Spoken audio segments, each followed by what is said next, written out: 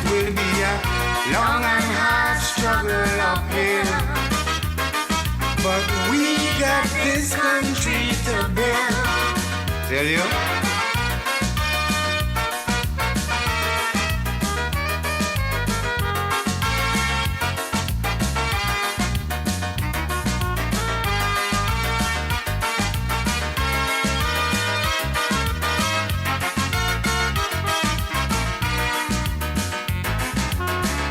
Leaders here, they don't have a clue.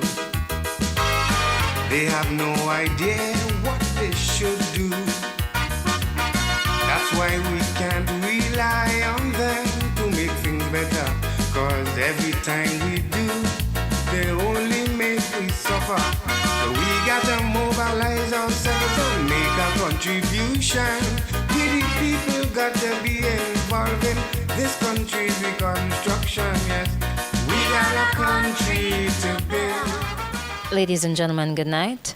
We do acknowledge it's a little bit after 7 p.m. and the scheduled start time is 7. However, there is a bit of a delay due to an oil spill on the leeward side of the island. So some persons are regrettably late, and we are still awaiting the arrival of the Honorable Dr. Orlando Brewster. So if you can just bear with us a few minutes more, about 10 or so, we greatly appreciate it. Thank you so much.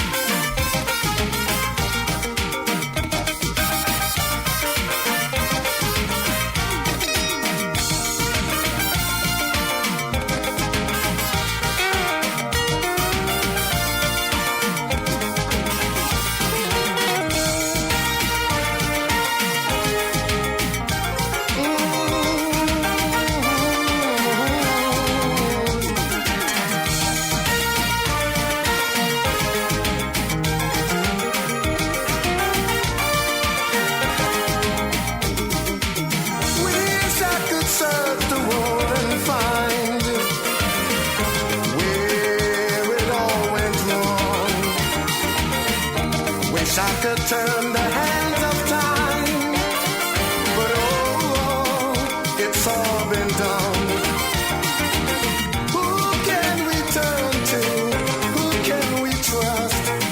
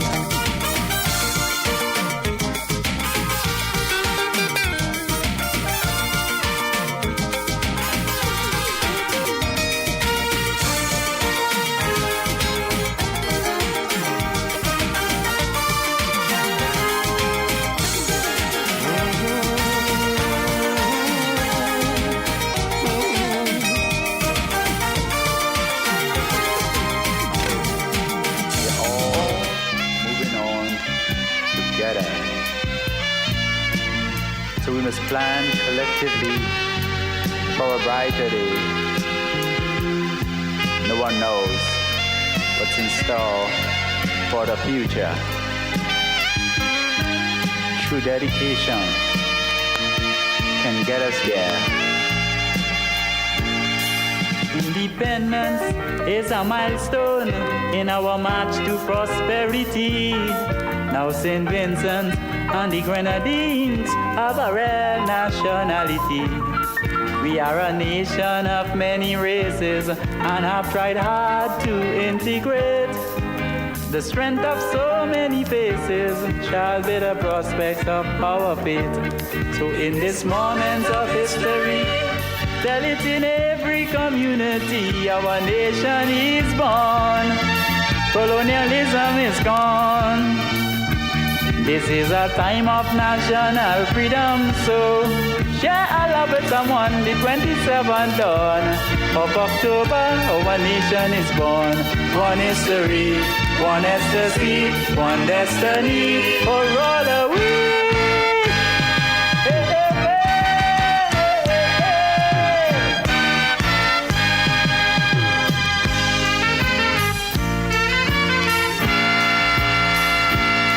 While we take this stand as a nation, let us not forget our past.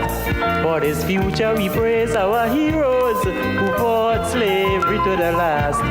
Special honors to Marcus Garvey, his sacrifice gave us all a chance.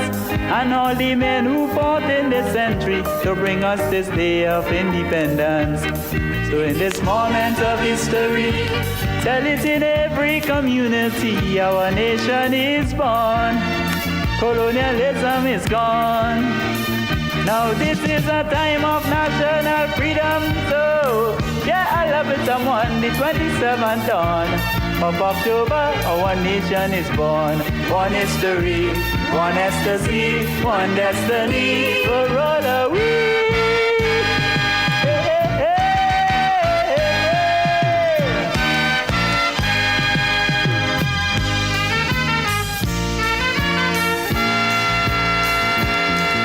Some manipulate the franchise of world adult suffrage.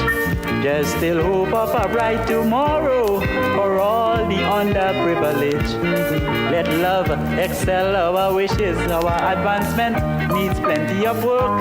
Remember, back is that for the nation that opposes less action and lots of talk. In this moment of history, tell it in every community, our nation is born. Colonialism is gone. Now this is a time of national freedom, so share love with someone, the 27th dawn of October, our nation is born. One history, one ecstasy, one destiny, for all are we.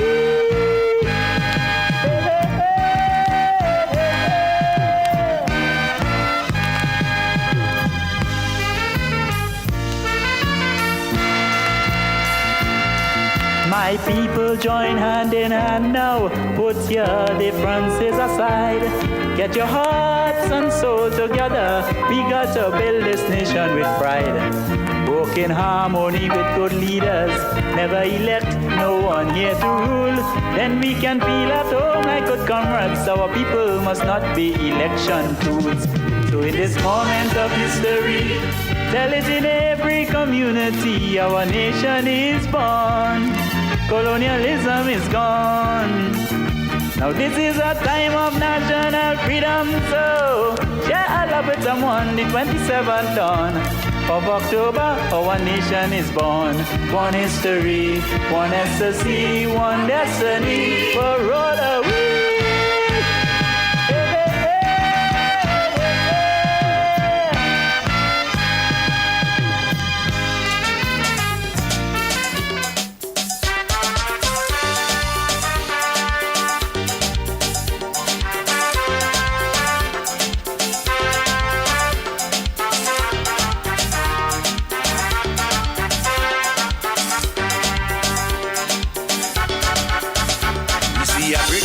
today's society, crime, violence, delinquency escalating rapidly. Right here in our country, some blaming politicians and the unemployment situation, but they mad. But if you take a good look and you will see the fragmentations of family, children being left alone to live a life on their own, and that is the problem. Now you can't stop them, society in trouble. Oh yeah, oh yeah. Anytime the family fail, the backbone of any nation rests on the foundation of family. Society in trouble. Oh yeah, oh yeah. Anytime the family fail, the backbone of any nation rests on the foundation of family.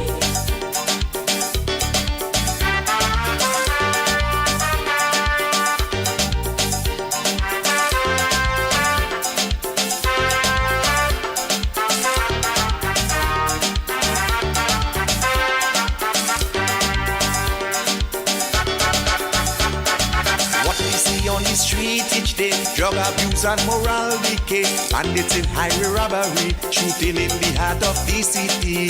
Some blaming television and the foreign culture penetration, but they mad. Domestic violence take over the homes, so the youth grow up without self-control. No role model to emulate, the family disintegrate, and that is the mistake. In the hearts is hate, society in trouble. Oh yeah, oh yeah. Anytime the family fail, the backbone of any nation rests on the foundation of family. Society in trouble. Oh yeah, oh yeah. Anytime the family fail, the backbone of any nation rests on the foundation of family.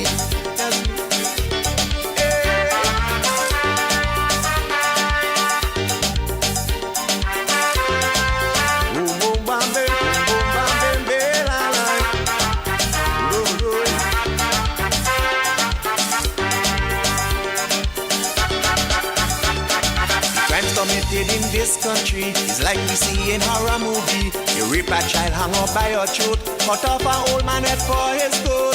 Some blaming the musician and the gangster lyrics inside the song, but they mad. But the perpetrators who did such crime lack parental guidance or sick in mind. The problem to life they don't know, existing under a shadow with no love for tomorrow. That's how this story go. Society in trouble. Oh yeah, oh yeah. Anytime the family fail, the backbone of any nation rests on the foundation of family. Society in trouble. Oh yeah, oh yeah. Anytime the family fail, the backbone of any nation rests on the foundation of family.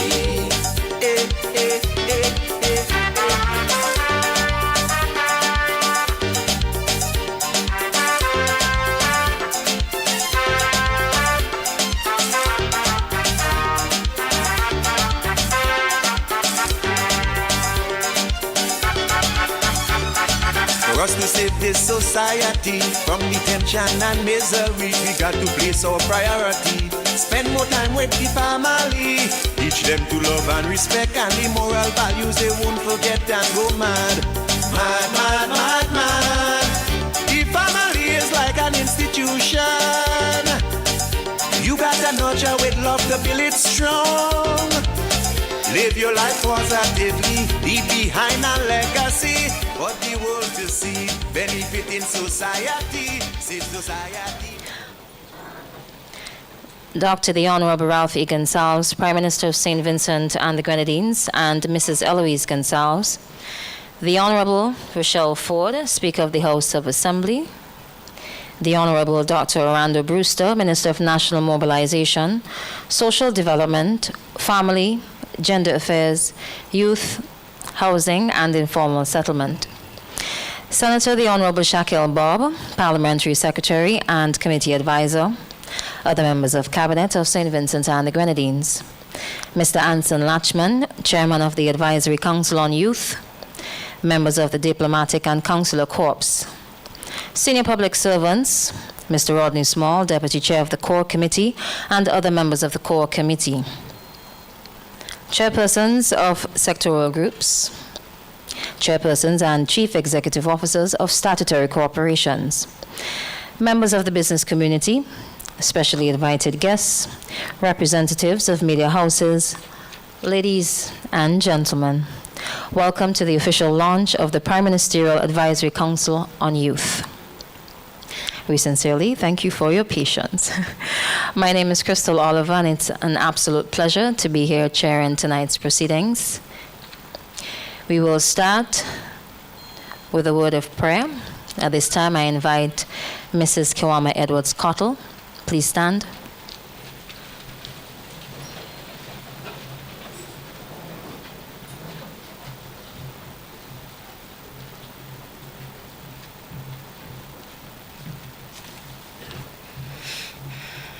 Let us pray.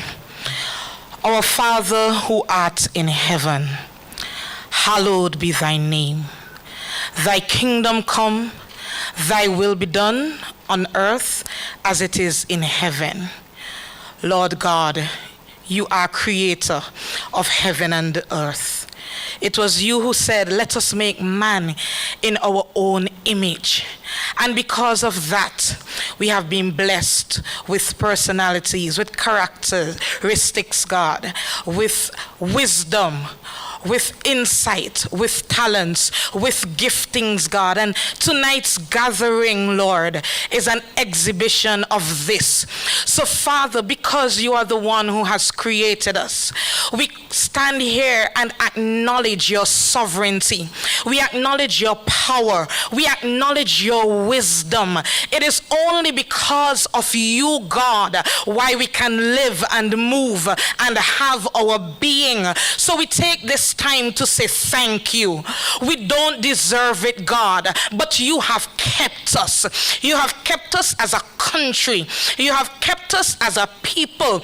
And just like the words of our anthem says, whatever the future brings, our faith will see us through. So tonight, God, knowing that we have to trust in you and you alone, we are asking that you would guide tonight's proceedings. Father, have your way. We acknowledge our frailty, our weaknesses, yet God, you have endued us with strength. And so as you have blessed us, we take this time to bless you and to say, Lord God, have your own divine way tonight. We declare, God, that these proceedings are fit for your move, for your inspiration. And just like young Solomon, we say, God, that we have a lot to do, Father, but we need your wisdom. So we thank you that the wisdom will prevail, God, and those who run after her, they will not be ashamed. So thank you once more for all that you have done, all that you are doing, and all that you will continue to do in Jesus' name.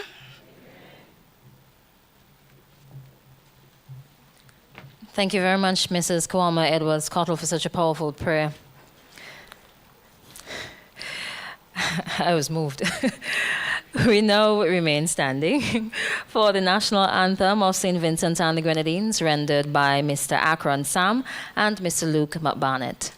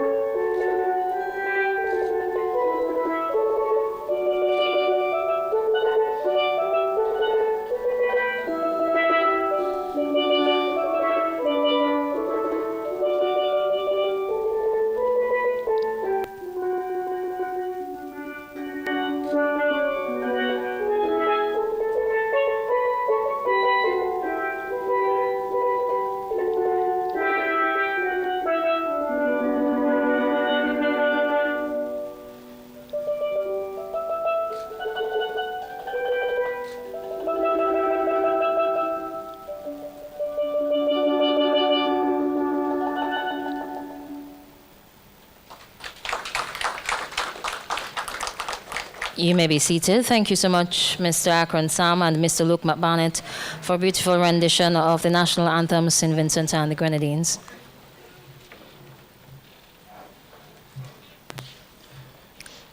I'd also like to say a warm welcome to those who are viewing Welcome online. you wherever you are to a live broadcast of the launch of the Prime Ministerial Advisory Council on Youth at the Methodist Church Hall in Kingstown. This evening we'll have a number of presentations, as you heard earlier, and tonight we officially launch this Youth Advisory Council, brainchild of the Prime Minister of St. Vincent and the Grenadines. And during the course of the evening we'll give you some tidbits as to the whole works and the inner works, and I'm sure you'll hear that from a lot of the speakers as well. But the first item on the agenda is some remarks from the chairperson of the Advisory Council, as we have a profile from him at this time. He is a graduate of the St. Vincent Grammar School, the St. Vincent and the Grenadines Community College, and the University of the West Indies Cave Hill campus. He is a former National Scholar of St. Vincent and the Grenadines and is presently employed by the government of St. Vincent and the Grenadines as a budget analyst in the Ministry of Finance. Ladies and gentlemen, the chairman of the Prime Ministerial Advisory Council on Youth, Mr. Anson Latchman.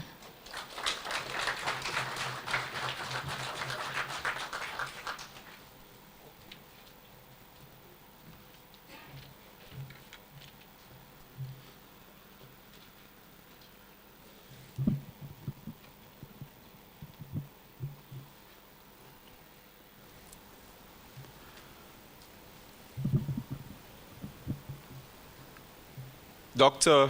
the Honorable Ralph E. Gonsalves, Prime Minister of St. Vincent and the Grenadines, and Mrs. Eloise Gonsalves, the Honorable Rochelle Ford, Speaker of the House of Assembly, the Honorable Dr. Orlando Brewster, Minister of National Mobilization, Social Development, Family, Gender Affairs, Youth, Housing, and Informal Settlement. Senator the Honorable Shackle Bob, Parliamentary Secretary and Committee Advisor. Other members of Cabinet of St. Vincent and the Grenadines. Members of the Diplomatic and Consular Corps. Senior public servants, Mr. Rodney Small, Deputy Chair of the Core Committee, and other members of the Core Committee. Chairpersons of sectoral groups, chairpersons and chief executive officers of statutory corporations, members of the business community, specially invited guests, representatives of media houses, ladies and gentlemen, good evening.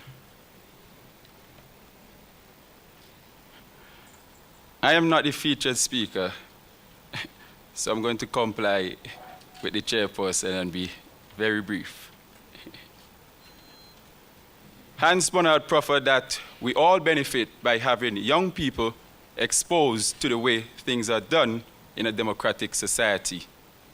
Isn't it time to tap into the power of the youth? This evening, as chairman of the Prime Ministerial Advisory Council on Youth, I am tasked with the responsibility of welcoming everyone and bringing succinct remarks as we launch our council. The council was established on September 13, 2023, and has the mandate of advising on policy matters, projects, programs, and advocating for youth involvement in the decision-making process of the government. Currently, the council boasts of a core committee comprising of highly qualified and educated cadre of youth that is ably assisted by many sectoral chairpersons. You will have the privilege of meeting these members as they will be introduced later this evening. The council has commenced work. Some members got the opportunity to meet with UNICEF representatives, and a conversation of potential collaboration has begun. A website and social media pages are presently under construction. Indeed, there's power in the youth.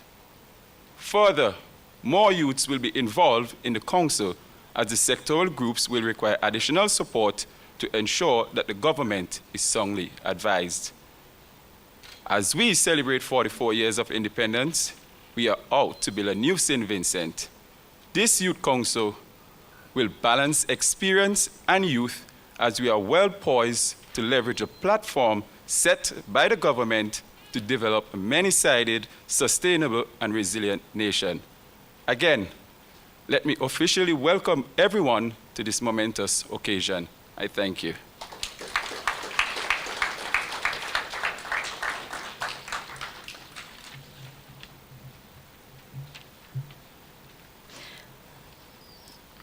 I know I'm wearing heels, but I'm not this tall.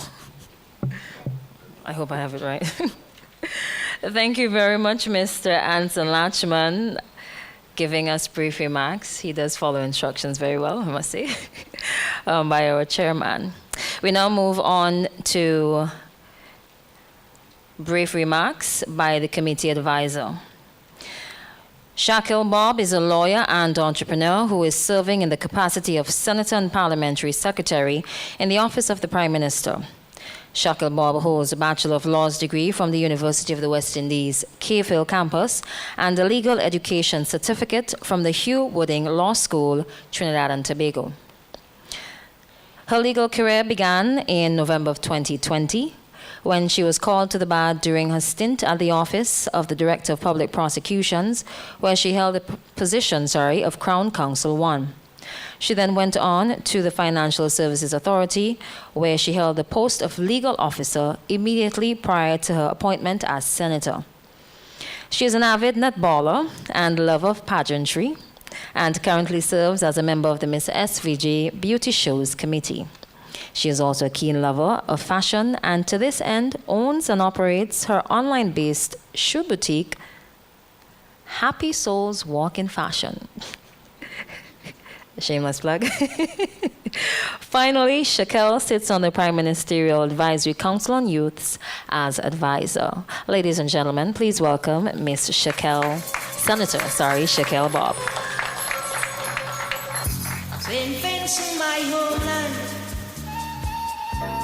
you gave me no mansion, no gold, no diamond. Dr. the Honorable Ralph E. Gonsalves, Prime Minister of St. Vincent and the Grenadines, and Mrs. Gonsalves, Honorable Orlando Brewster, Minister of National Mobilization, Social Development, Family, Gender Affairs, Youth, Housing and Informal Settlement, and Mrs. Brewster. Other members of Parliament and Cabinet, members of the Diplomatic Corps, specially invited guests, Mr. Anson Latchman, Chairman of the Youth Advisory Council, senior members of public service, members of the media, members of the listening and viewing public, ladies and gentlemen, a pleasant evening to you. It is certainly pleasing to see all of you here tonight to celebrate such a momentous occasion for youth here in St. Vincent and the Grenadines, and by extension, the Caribbean region. Because I assure you, our regional counterparts are looking on, and if they're not yet looking on, they will be looking on. We often say that youths are the future, and it is a cliche, albeit true, statement. But how often do we stop to think of the significance of this statement? We may look around this room or in our everyday lives, and we may notice that about 1/3 of our population are youth, and we do not seem to pay much attention to them. But in fact, truly, youths are 100% of the future. Make no mistake, and no matter how small or large the number, we carry a great weight and we are significant in our society today. It is therefore not lost on me that an initiative such as the Prime Ministerial Youth Advisory Council is one of great significance to us, and I am so happy that we are all here to celebrate this initiative. I must commend the Prime Minister and by extension the government of St. Vincent and the Grenadines for this initiative and for the opportunities that I am positive will be made available to our youths here in St. Vincent in effecting change.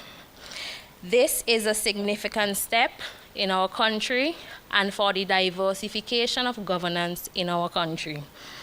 I always say that young persons need to be advocates.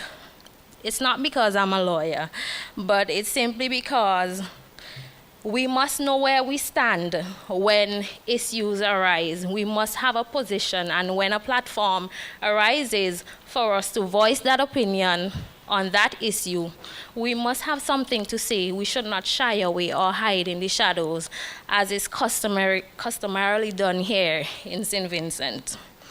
Social media has kidnapped the minds of our youths here in St. Vincent and the Grenadines. A lot of us have the capability to make a positive impact through advocacy and action, but we stand by the wayside and we watch our elders do it. But it is indeed time for us to take charge, to get involved, and to be role models and leaders for the upcoming youths of tomorrow. A lot of us have the capability, but we do not know, or sometimes we do not feel the support that is coming from the other persons who may be looking on. And one major factor that is often overlooked in youth engagement is youth empowerment. This is why the Council will focus on the key aspect of youth empowerment on a whole and the empowerment of voices of our youth. Our aim is to be successful. It is not going to be a rushed process. As such, we intend to create a solid foundation by tackling foundational issues such as the aforementioned. After all, a structure is only as strong as its foundation, and we do not deal with shaky foundations, right? Youth empowerment will be promoted within all communities and sectors so that they may be inspired and driven to take control of the future. I believe that with this goal in mind, we can help them to discover their full potential and capabilities, which will ultimately result in unleashing their best traits and qualities as human beings.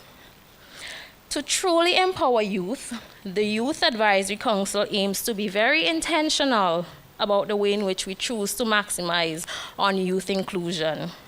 Some of the ways which have been proven to be successful in that task, which I will expound upon, are: 1, including youth in decision-making processes.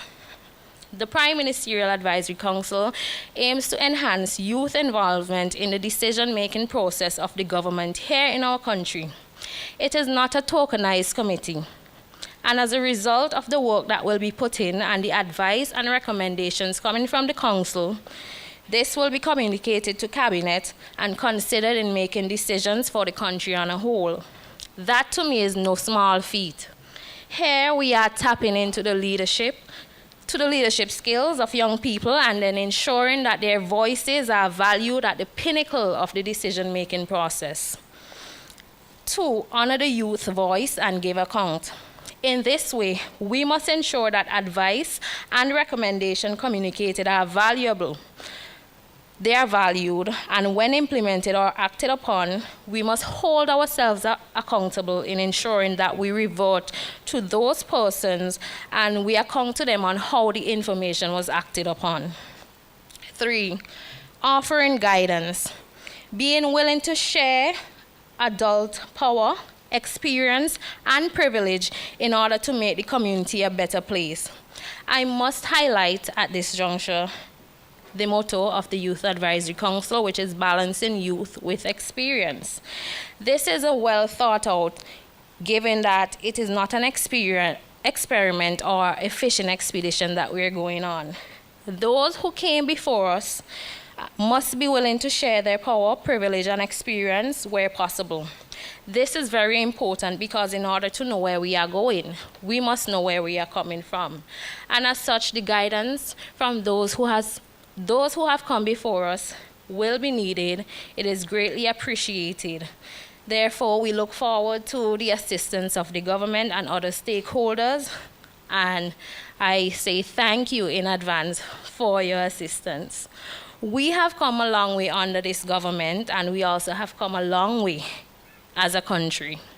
I am esteemed to be a part of this new journey. This new journey of governance where the voices of our young people are valued. When I met with the council last week, I was proud, to say the least, to sit in a room full of young experts in a number of various sectors across St. Vincent and the Grenadines. Notably, a lot of these persons, I can say for a fact, have benefited from the superlative initiative that is the education revolution. The relevance of the education revolution resounds through business places throughout St. Vincent and the Grenadines and beyond.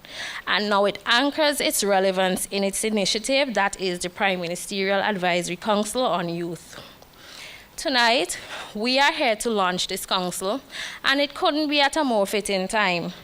In the true spirit of patriotism and nationalism, and in an effort to give back to our country, these persons who will be identified later have accepted the challenge and has chosen to help in furthering the development of our country. We are, in fact, the newest agents of change here in St. Vincent and the Grenadines. I commend you for accepting the challenge, and I cannot wait to work with you to make this council a successful and meaningful one that will transform the lives of persons in our country. Our peers are watching, our country is watching. We cannot and we must not let them down. I encourage persons to be bold, to assume their civic duties and responsibilities by stepping up to the plate if an offer is made to you to sit on any of these sectorial committees. I cannot stress how much your involvement will help to enhance your lives personally and professionally. In closing, I leave you with these inspirational words of Kofi Annan, who served as Secretary General to the United Nations. Young people should be at the forefront of global change and innovation. Empowered, they can be key agents for development and peace. If, however, they are left on society's margins, all of us will be impoverished. Let us ensure that all young people have every opportunity to participate fully in the lives of their societies. Thank you.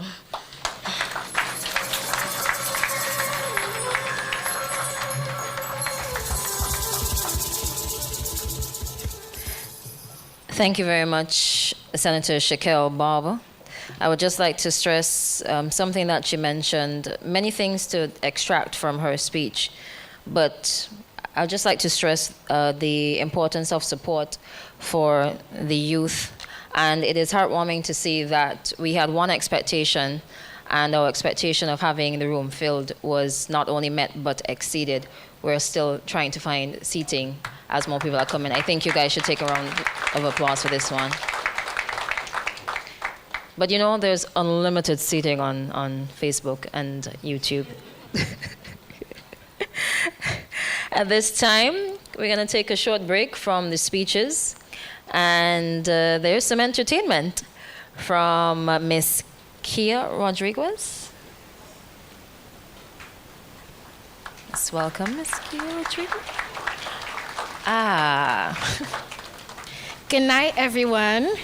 Tonight is a great night. My name is Kia Rodriguez, and tonight I'm going to be singing one of my original songs called Light Up the Sky, and you guys are going to help me sing it. I would like you to take out your phone lights, turn on your lights, please, and you're going to sing the chorus with me. So you guys ready? I want to see you light up the sky, the way you light up my life. Hold on. You guys get that? You want me to go again?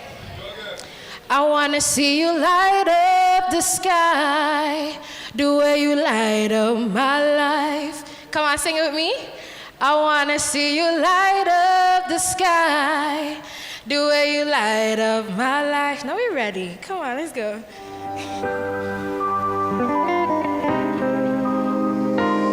There's really nothing you can't do. long as you believe you can.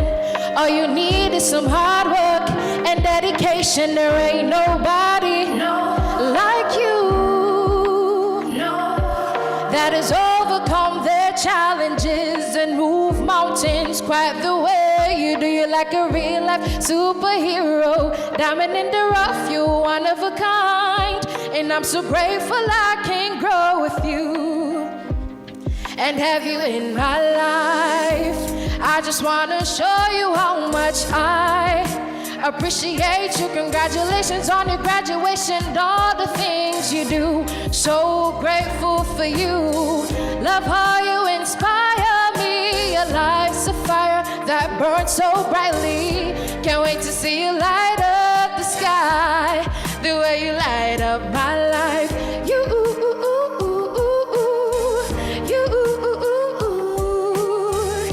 Can't wait to see you light up the sky the way you invincible, unstoppable. That's what you are. There ain't no question you can't find the answer to. That's just you. With you I go anywhere, travel to the edge of the world. With you I ain't never scared, 'cause you're fearless and you know it. I know I said it before, you're my inspiration. I'll do anything I can to show my appreciation. I just wanna show you how much I appreciate you. Congratulations on your graduation, all the things you do. So grateful for you.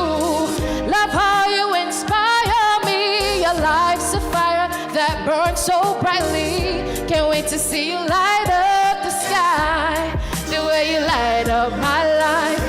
I just wanna show you how much I appreciate you. Congratulations on your graduation, all the things you do. So grateful for you.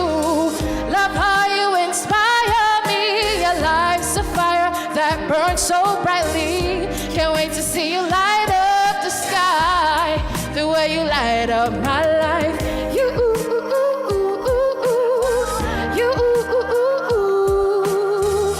Can't wait to see you light up the sky the way you light up my life.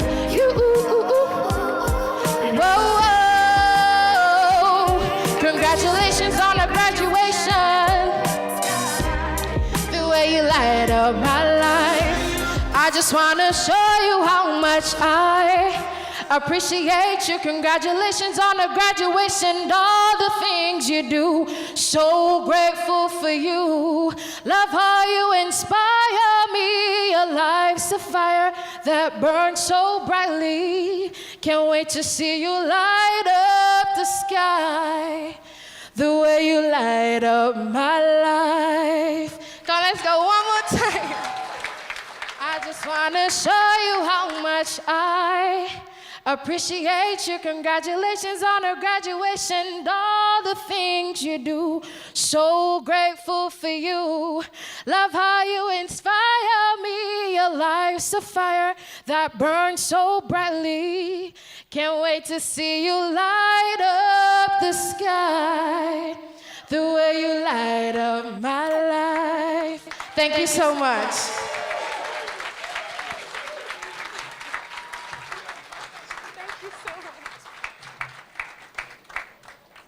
Ladies and gentlemen, we can do another one. I think we can also say, can't wait to see you. Let me get the words right. Come help me. Can't wait to see you light up sky, huh? All right, perfect. I did that on purpose. All right, so we're now about to welcome, to give brief remarks, the Minister of Youth. Somebody took my paper. Oh, the minister took the paper.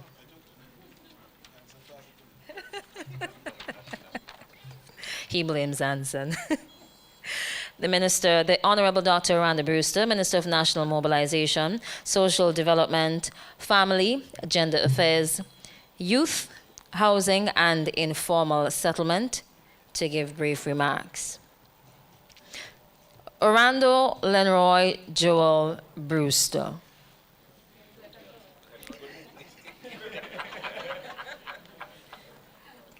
I felt like a parent for a moment. Was born in the town, no, you're not in trouble.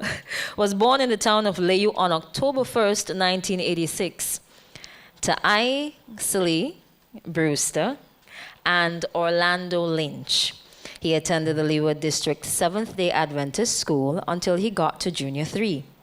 He was then transferred to the Layou Government School, where he passed the then Common Entrance examination and gained entry to the Boys Grammar School in 1998.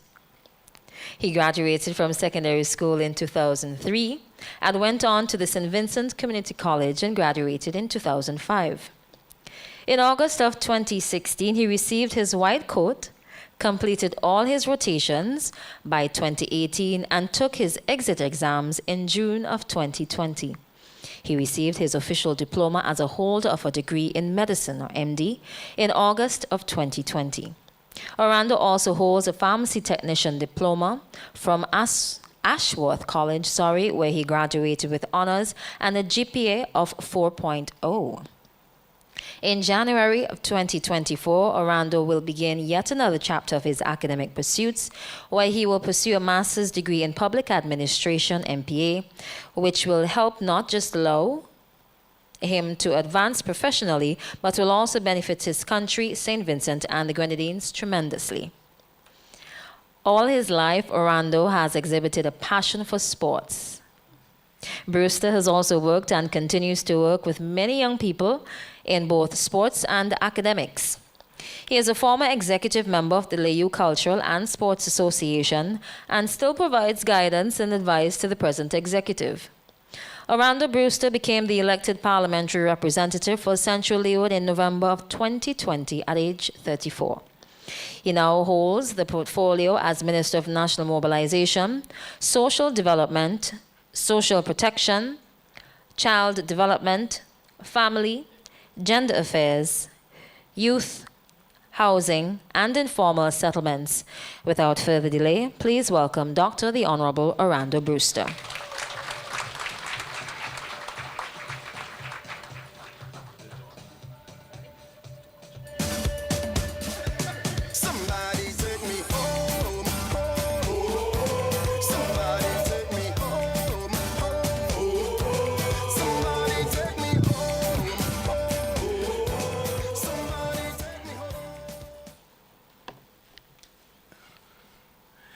Dr.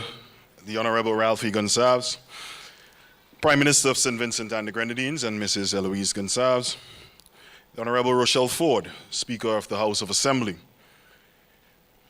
Senator, the Honorable Shaquille Bob, Parliamentary Secretary, and Community and Committee Advisor, other members of Cabinet, Mr. Anson Latchman, Chair of the Advisory Council on Youth, members of the Diplomatic Corps, senior public servants, Mr. Rodney Small, who is the Deputy Chair of the Core Committee, and other distinguished members of the committee, chairpersons of the sectoral group, chairpersons and Chief Executive Officer of the statutory corporations, members of the business community, specially invited guests, representatives of the media, ladies and gentlemen, a pleasant evening. A pleasant evening. Thank you. Much better.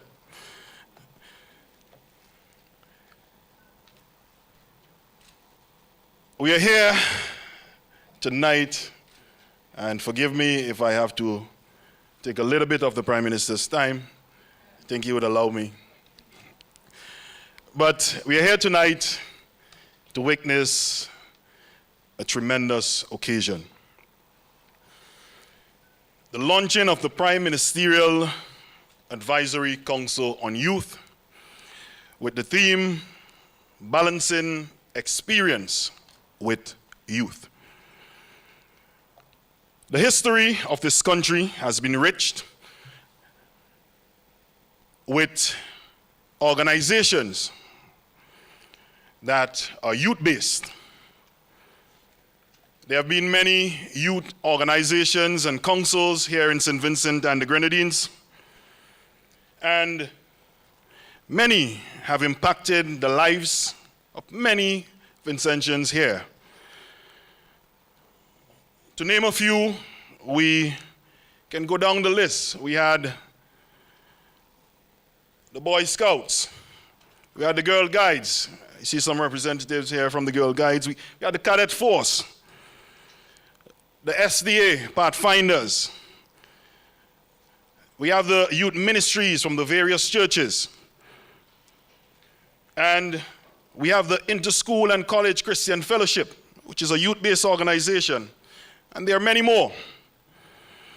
However, many of these organizations have been tested and they have been tried. And some have flourished, while others has disappeared over the years. This evening, I remember a quote from a Zimbabwean-born author by the name of Machona Daliwao, where he states, "Be wise enough to learn from the past, shrewd enough to capitalize on the present, and clever enough to prepare for the future." And I want to repeat that another time. Be wise enough to learn from the past, shrewd enough to capitalize on the present, and clever or smart enough to prepare for the future. So at this important juncture, today as we launch this very important council, I want us who are present here to keep this quote in mind, because it not only speaks to the past, present, and the future, but it also captures our theme, which is balancing experience with youth. As the minister with the responsibility for youth here in St. Vincent and the Grenadines, I'm extremely enthused and elated this evening to witness this historic and momentous occasion. And I want to go through a few things why this evening is historic. Firstly, this evening is historic because this advisory council is the first of its kind to be launched here in St. Vincent and the Grenadines. And I want you to put your hands together for that. Secondly, this Youth Advisory Council is the newest kid on the block in the Caribbean region.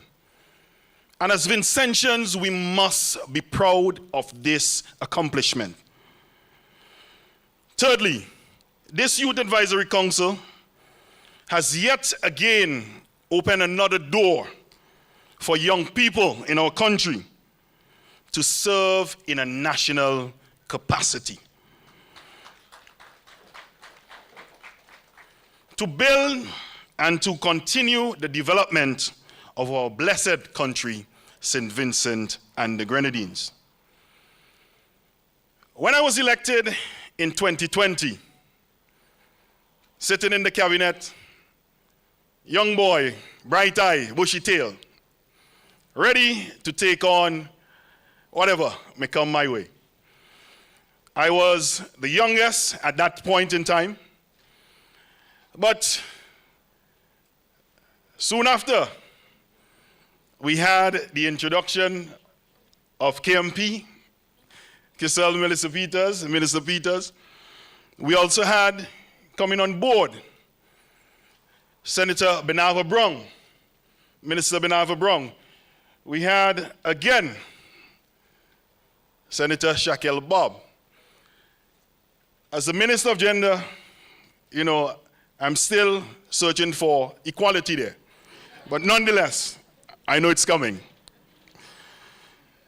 And because I was young, there is one thing that I've learned over the past 3 years.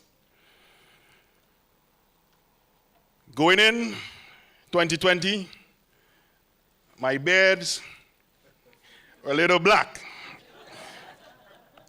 But now they're changing to a unique color. But I was happy that I had coming into the cabinet young persons, and we formulated a bond immediately. And they can testify about that. But what is important is that the reflection of the cabinet captures our theme: balancing experience with youth.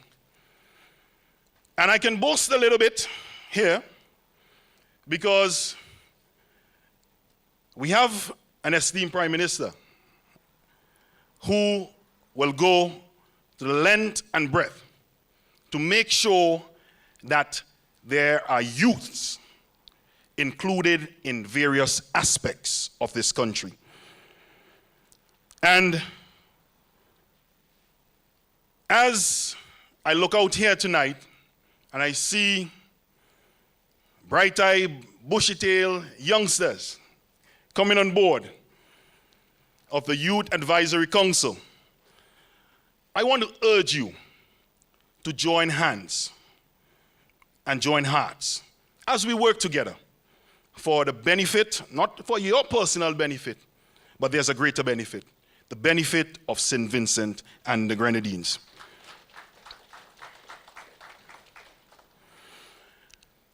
This event is historic because this Youth Advisory Council will unify and amplify the youth voices across St. Vincent and the Grenadines. And I want to just touch on that for a little. Historically, young people were left aside in many decision-making processes. And I've always wondered, why? Why do we push sometimes the youth aside in decision-making process? And history also pointed us to inexperience. And that is why I will re-emphasize the importance of balancing the experience and the youth. Unify, and I want to talk to you, the young people. In order for a choir to have a unique sound, a perfect symphony, there must be harmonization. And you must bring all the working pieces together. I see Mr. Ross is nodding his head. And the only how this Youth Advisory Council will stand is if each of the working parts unify and create one voice. Amplification is good, but I have to remind you this evening that unity is strength. Throughout this country, this government has listened to the voice of the young people. But never before did we have such a large grouping of young people coming together in unity. And I am prophesying because I do not want division and I do not want discord. We are all unique. We have our differences. We have our strengths and we have our weaknesses. And as a young person, I am talking to you as a fellow young person. But Do not let division and discord disseminate this important organization. Today is historic, coming to my fifth point, because it further empowers the next generation. And this is important, empowering the next generation. I can get some water, please.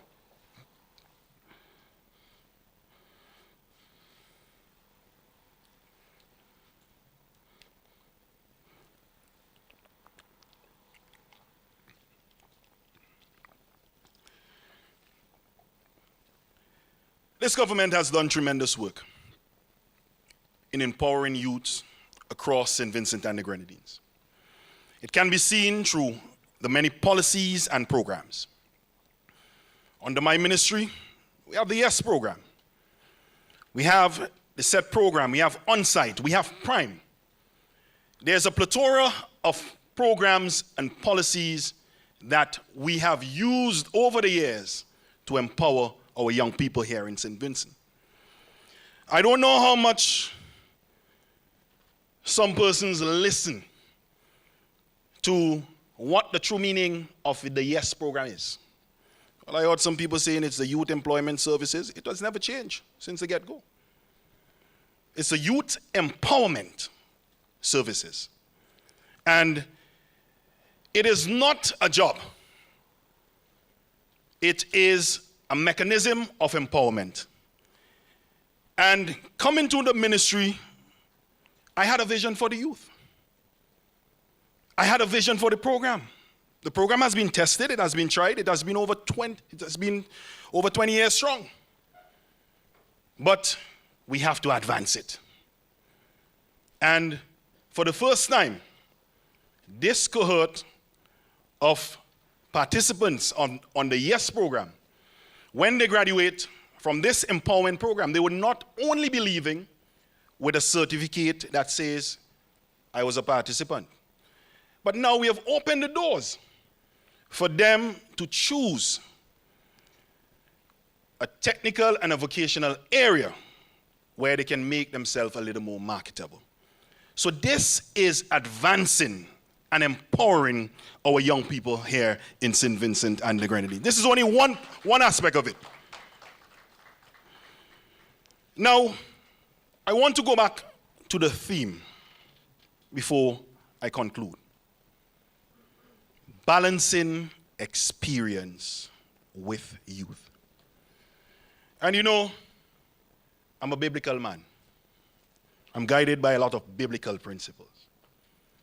And my mind went back to the story of young David and King Saul. David was chosen to ascend the throne to become king. And Saul was sitting on the throne. You can't share the throne. One man has to be king. And even though David had married into Saul's family, Saul still plotted to kill the man. But David had to endure. He had to sit at the feet of Saul, and he had to learn some very important lessons. And I want to urge you, the young people, look around in our society. There is a fundamental disconnect between some of our elderly folks and the younger generation. And if we are honest, we will say that. Gone are the days when there was a little squabble in the village and they said, go to Mr. Jones and beg pardon. So you go and you make it up. Now persons are resolving to different means of settling their differences. And it is important for us to return to that era where we seek advice from the experience, from the elderly. They are an important part of our society. I know you're coming in with all of your brilliant ideas. You're ready to roll with it. But sometimes it is said that experience is the greatest teacher. So I want to urge you again, young people. There are important lessons that must be learned when you sit on this Youth Advisory Council. And that is the reason why we are balancing the experience with the youth. From this council, I am expecting great things. It is wide and it is cross-cutting. We have many different sectors under this council. It is no surprise that the lady who did the prayers tonight, I'm hoping that she's the one who would be the chairperson for the churches. Did an awesome job with the prayer. And every form and every aspect of our society is being captured under this Youth Advisory Council. Sports, culture, the arts, housing, architecture, education, just to name a few. Agriculture, every sector. And this, young people, this is a heavy mantle.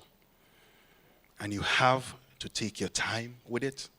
You have to be passionate about it. You have to have the drive to move forward with it. But I know, I see some excellent persons who's sitting on this council. And I know that they're going to do a tremendous job. So as I close, as the Minister of Youth, it is my solemn duty to work with this council in making sure that the voices, not only from the council, but the voices from across the length and breadth of St. Vincent and the Grenadines is not only amplified, is not only unified, but these voices are heard. So again, I wish this council nothing less than success. And I'm looking forward to working with you in the very near future. May God bless each and every one of you. Thank you.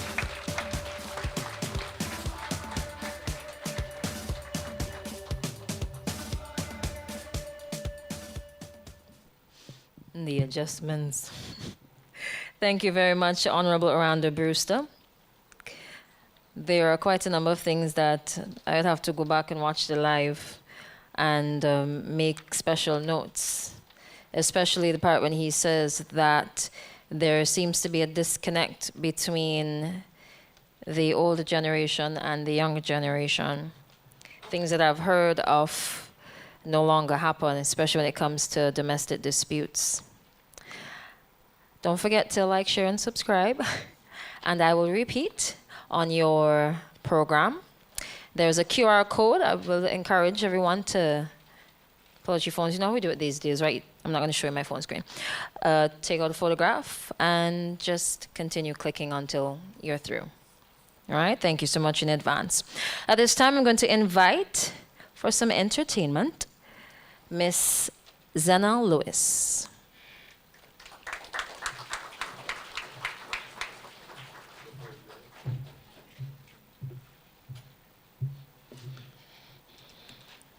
Just want to see, like, okay, I thought I was going to sing. Not even 1,000 soldiers out of Guantanamo Bay could get me up here to sing. Please allow me to adopt the protocol.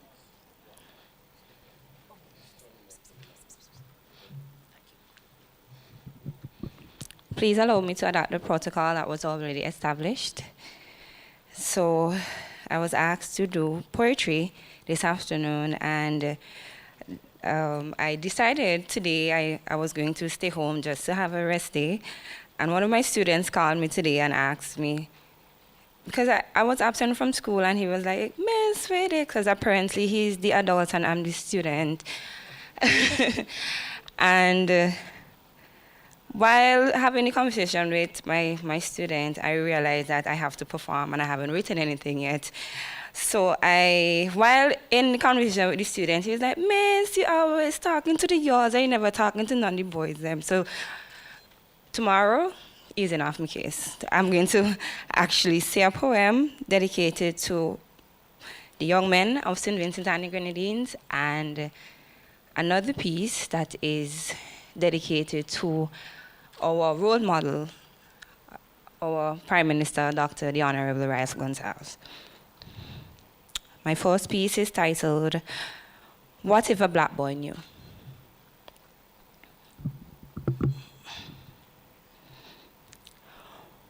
What if a black boy knew his worth? Beyond the color of his skin or his place of birth. To embrace his unique self with love and pride and never let anyone make him hide. What if he knew that mental health is real? That it's okay not always to feel seeking help is a sign of strength, and that his mind and heart deserves a length. What if he knew that love comes in many forms? That is not just his gender or norms, that he is worthy of the love he seeks, and that his heart is strong, brave, and unique. No. What if a black boy knew the importance of family? Of the bonds that last through joys and tragedy, to cherish his roots and the stories they hold and never let go of a love that's old. So, what if a black boy knew his history, the history of his people, of the struggles and pain that made them equal, and never forget the strength of his ancestry, and to honor the legacy of his history? What if he knew the power of self-resilience, of standing on his own and taking a stance, to be independent, strong, and brave, and never let anyone take what he gave in vain? Now, what if a black boy knew that self-love is key, that to embrace himself and to truly be free, to love every inch of his unique self and make self-love a cornerstone of his wealth? Now, what if a black boy knew all of this and more? To make his journey one of love and law, to rise above the limitation and the pain, and make his mark in the world with his name. What if a black boy knew?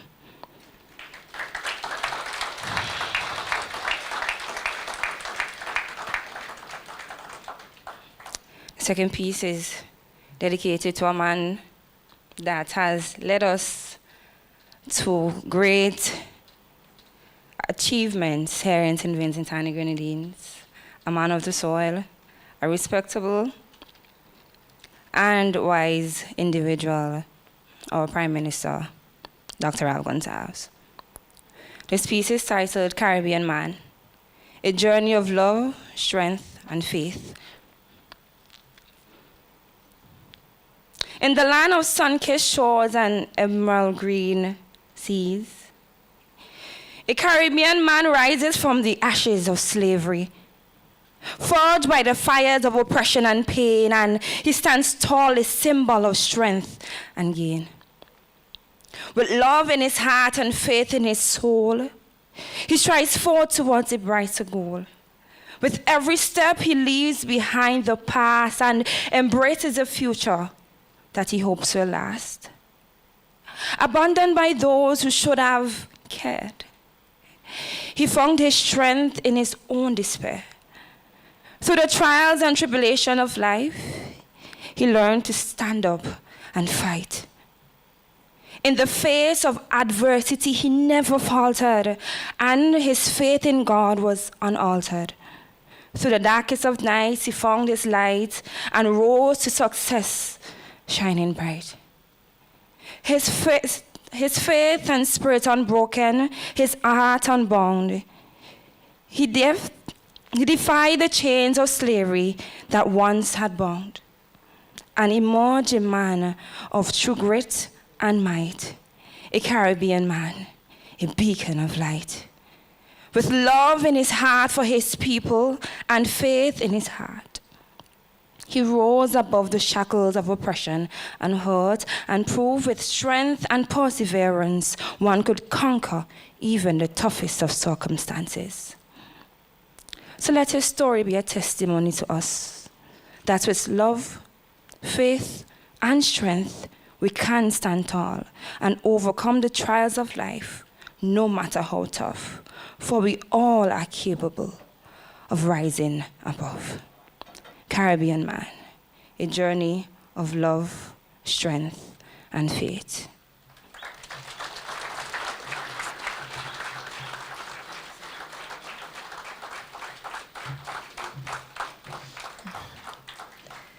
Thank you very much, Miss Zana Lewis. Fun fact, she is actually a published author. Her books are on Amazon for purchase. I especially like the piece on For Little Black Boy, correct me. Give me the name. What if a black boy knew? And permit me to say at this time, we cannot move forward without empowering our males. We have empowered our females and continue to do so. But in moving the females forward, some of our men, our boys, are being left behind. And I would like to encourage our males, all right, the males in here and males on the live, to be the champion of that. You said it, bridging the gap between the older generation and the young. Don't forget our little black boys. Coming up next, a featured speaker for tonight's launch of the Prime Ministerial Advisory Council on Youth. Dr. Ralph Gonsalves received his education at the Connery Roman Catholic School and the St. Vincent Boys Grammar School in St. Vincent and the Grenadines. Subsequently, he successfully obtained a Bachelor of Economics from the University of the West Indies, where he also held the esteemed positions of President of the Guild of Undergraduates and President of the Debating Society. 1971 marked the completion of his master's program in government at the University of the West Indies. He earned a Doctor of Philosophy in Government in 1974 and a degree of Utter Barrister in 1981, both from the University of Manchester, England, and Gray's Inn, London, respectively. He became the Prime Minister of St. Vincent and the Grenadines when the Unity Labour Party, or ULP, won the general elections held on March 28th of 2001. He has remained so up to the present time. Prior to him becoming the Prime Minister, Dr. Gonsalves practiced law, particularly in the fields of constitutional law, administrative law, matrimonial law, real property law, law of tort generally, and the law of contract. Additionally, he possesses extensive writing and research experience as an author, having published numerous works on trade unionism, the Caribbean, Africa, comparative political economy, and developmental issues in general. Among his latest publications are The Atomized Individual, The Social Individual, and the COVID Vaccine, SFI Books 2021, The Idea of Barbados, SFI Books 2021, A Time of Despair Beyond COVID, Volcanic Eruptions, Hurricane Elsa, and Global Turmoil, Fresh Hope for St. Vincent and the Grenadines, 2022. Without further ado, please welcome our esteemed featured speaker for this evening's launch, Prime Minister of St. Vincent and the Grenadines, the Caribbean Man, Dr. the Honorable Ralph E. Gonsalves.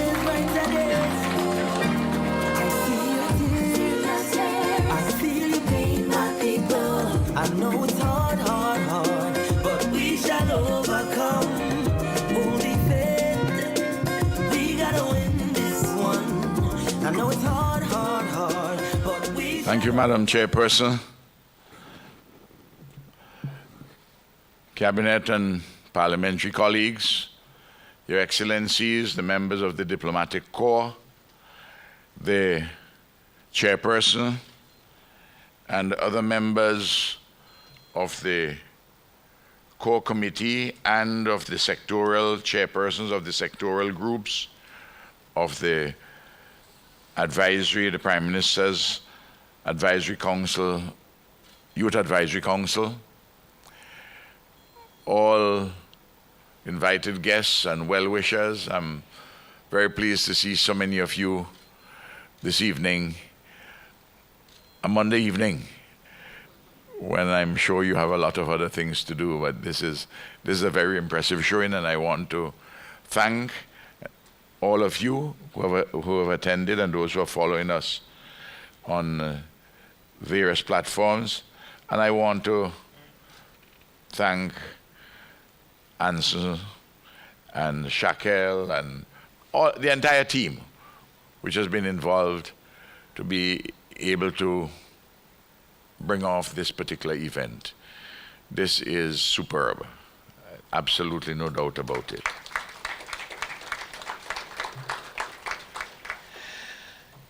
I am very grateful that Almighty God has accorded me longevity, and at the same time He has,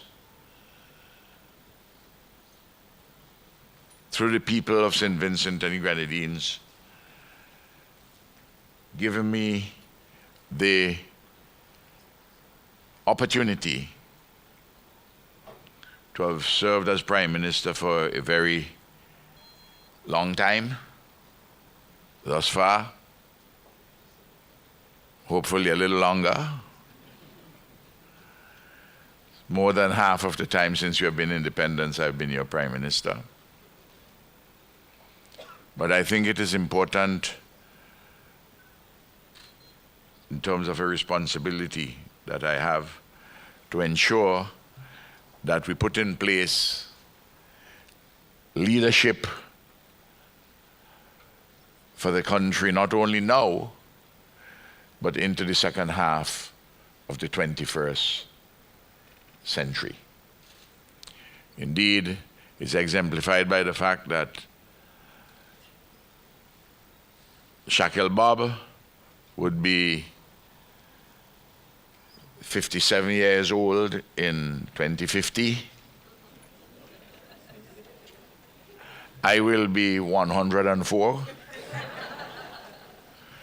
And I've been advised that someone who was brought back as the young hope in the opposition in 2020, he would be 90.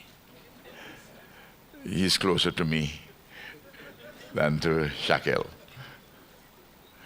I just want to put down some benchmarks. I want to begin, as always in these matters, with certain factual matrices. The most important one is demographic. And I've looked up the statistics, and you can do so online because the 2012 census, population census, is online. And you will discover that from birth to 35 years, which is the period for the young, in 2012, there was a population amounting to nearly 63,000, or just over 56% of the total population of St. Vincent and the Grenadines.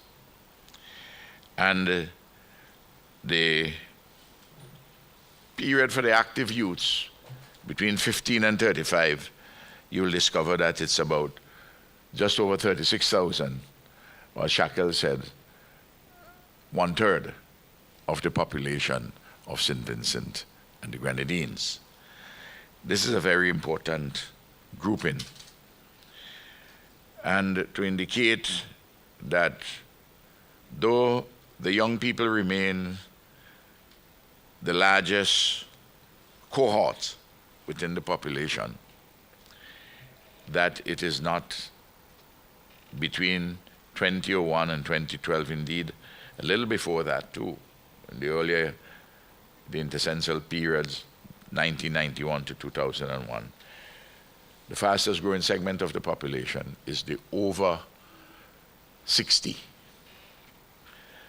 And in the last intercensal period, 2001 to 2012, the oldest persons over the age of 60 grew. The numbers grew by 1/3, their own numbers. So while we are a young population, we are living longer. And that has certain implications for the way our society goes forward, and it makes it even more important for us to have the young people very much involved in the governance and in other areas of life, living, and production in St. Vincent and the Grenadines. If you were to look at the program, and you will see, we'll speak to it, you'll see that there's a core committee and there are chairpersons of sectoral groups. There are 18 sectoral groups and 11 members of the core committee. The sectoral groups will have 11, 13 members each. We haven't selected them all. There are some names which have come forward. But we want the chairpersons in those groups. For instance, Crystal Oliver is the chair of the sectoral group for creative industries. She has to help us find a number of other persons in that group to make up your group so that you can be advising the council itself and through the council, the government and the Prime Minister. So really what we have here, already we have 29 persons, the core committee and the chairpersons of the sectoral group, but there are 18 sectoral groups. So if you have 11 persons in each of those 18, you notice that we are having a number overall as an assembly, whenever that body meets, in the region of 200 persons, 200 young persons, all children of the education revolution.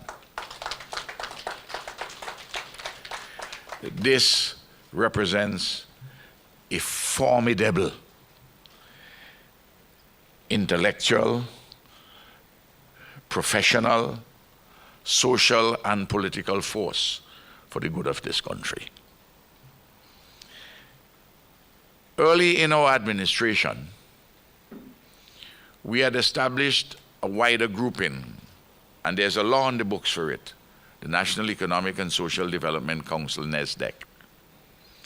It's an advisory body, and among the items of focus for NESDEC were those touching and concerning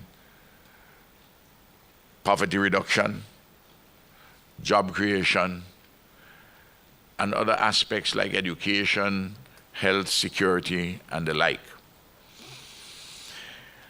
And NESDEC functioned pretty well for a time. Laura Anthony Brong is here. She was the person as Director of Planning at the time responsible for hosting the Secretariat of NESDEC. But over time, the work of NESDEC was reduced in its significance, not because of anything to do with the government, but the individuals themselves in NESDEC did not do the work on a continuous basis. There are many very good people who are involved, but it is not an easy business to do voluntary work. And we need to make sure,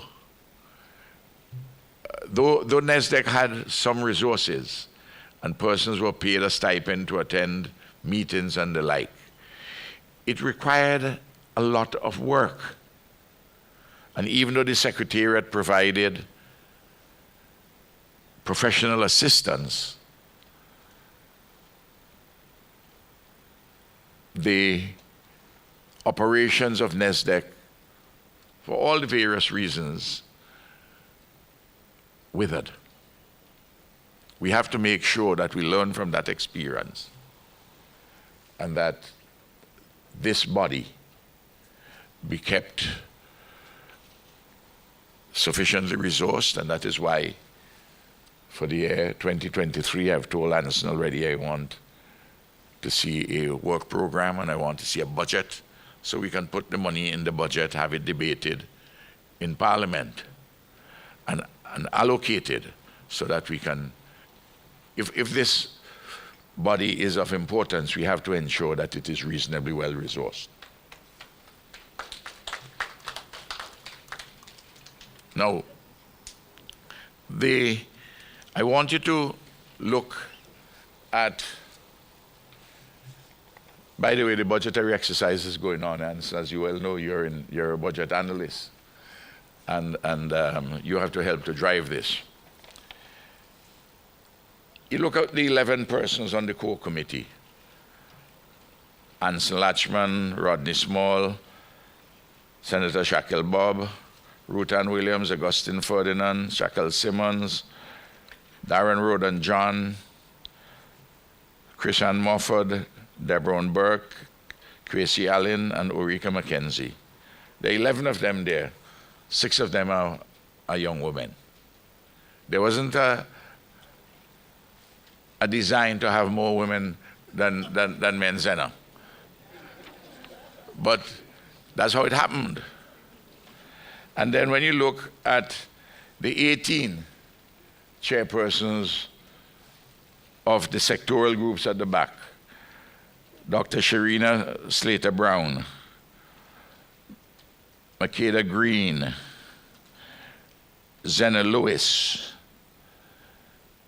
and I'm going to call all the women first: Zulika Lewis, Nafisha Richardson, Crystal Oliver, Sophia Jackson, Shanol Monroe, Kiwana Edwards Cottle, Dr. Tamira Brown, and Nayala De Freitas. Of the 18, I called 11 already, 11 of them are women. Maybe this, by some pure coincidence, the work of this organization, this advisory council, would probably be very active and very sustainable because of the number of women that we have to drive Anson and everybody else. So but it's interesting. I'm sorry. Let me call for the purposes of those who don't have the program in their hands. Let me call the men, the young men who are chairpersons of the sectoral groups, and as Anson said, they'll be introduced. There is Javed Rouse in culture. You know, JR is going to sing here afterwards. This is the young man who beat Fireman in Ragasoka. And I know if you beat Fire, of course he couldn't touch Fireman in the Power Soca. But you clip his wings in the Ragasoka. John Keel in health, Census Hines in Senior Science, in information technology, James Campbell in housing, Dylan Oliver, Grenadines Affairs. Dylan is quite a poet also, Zena. I've read his poetry online and also in the newspapers. Storm Gonzalez, business and entrepreneurship, and Cavill Hazelwood, education. I think those are the men, the young men. Seven of the 18 of them. There's an old friend of mine, William Wordsworth. He wrote something in the late 18th century. I've been around so long, so I can call a man from the late 18th century my dear friend. At the time of the French Revolution, he wrote, "Bliss was it in that dawn to be alive, but to be young was very heaven." The young people who are named here, like all young people, are in a heavenly condition.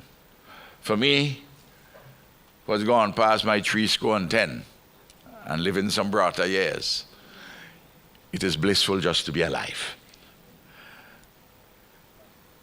And this heavenly condition of youth has to be fashioned, molded, utilized for your own benefit, that of your family, that of your spouse, your partner,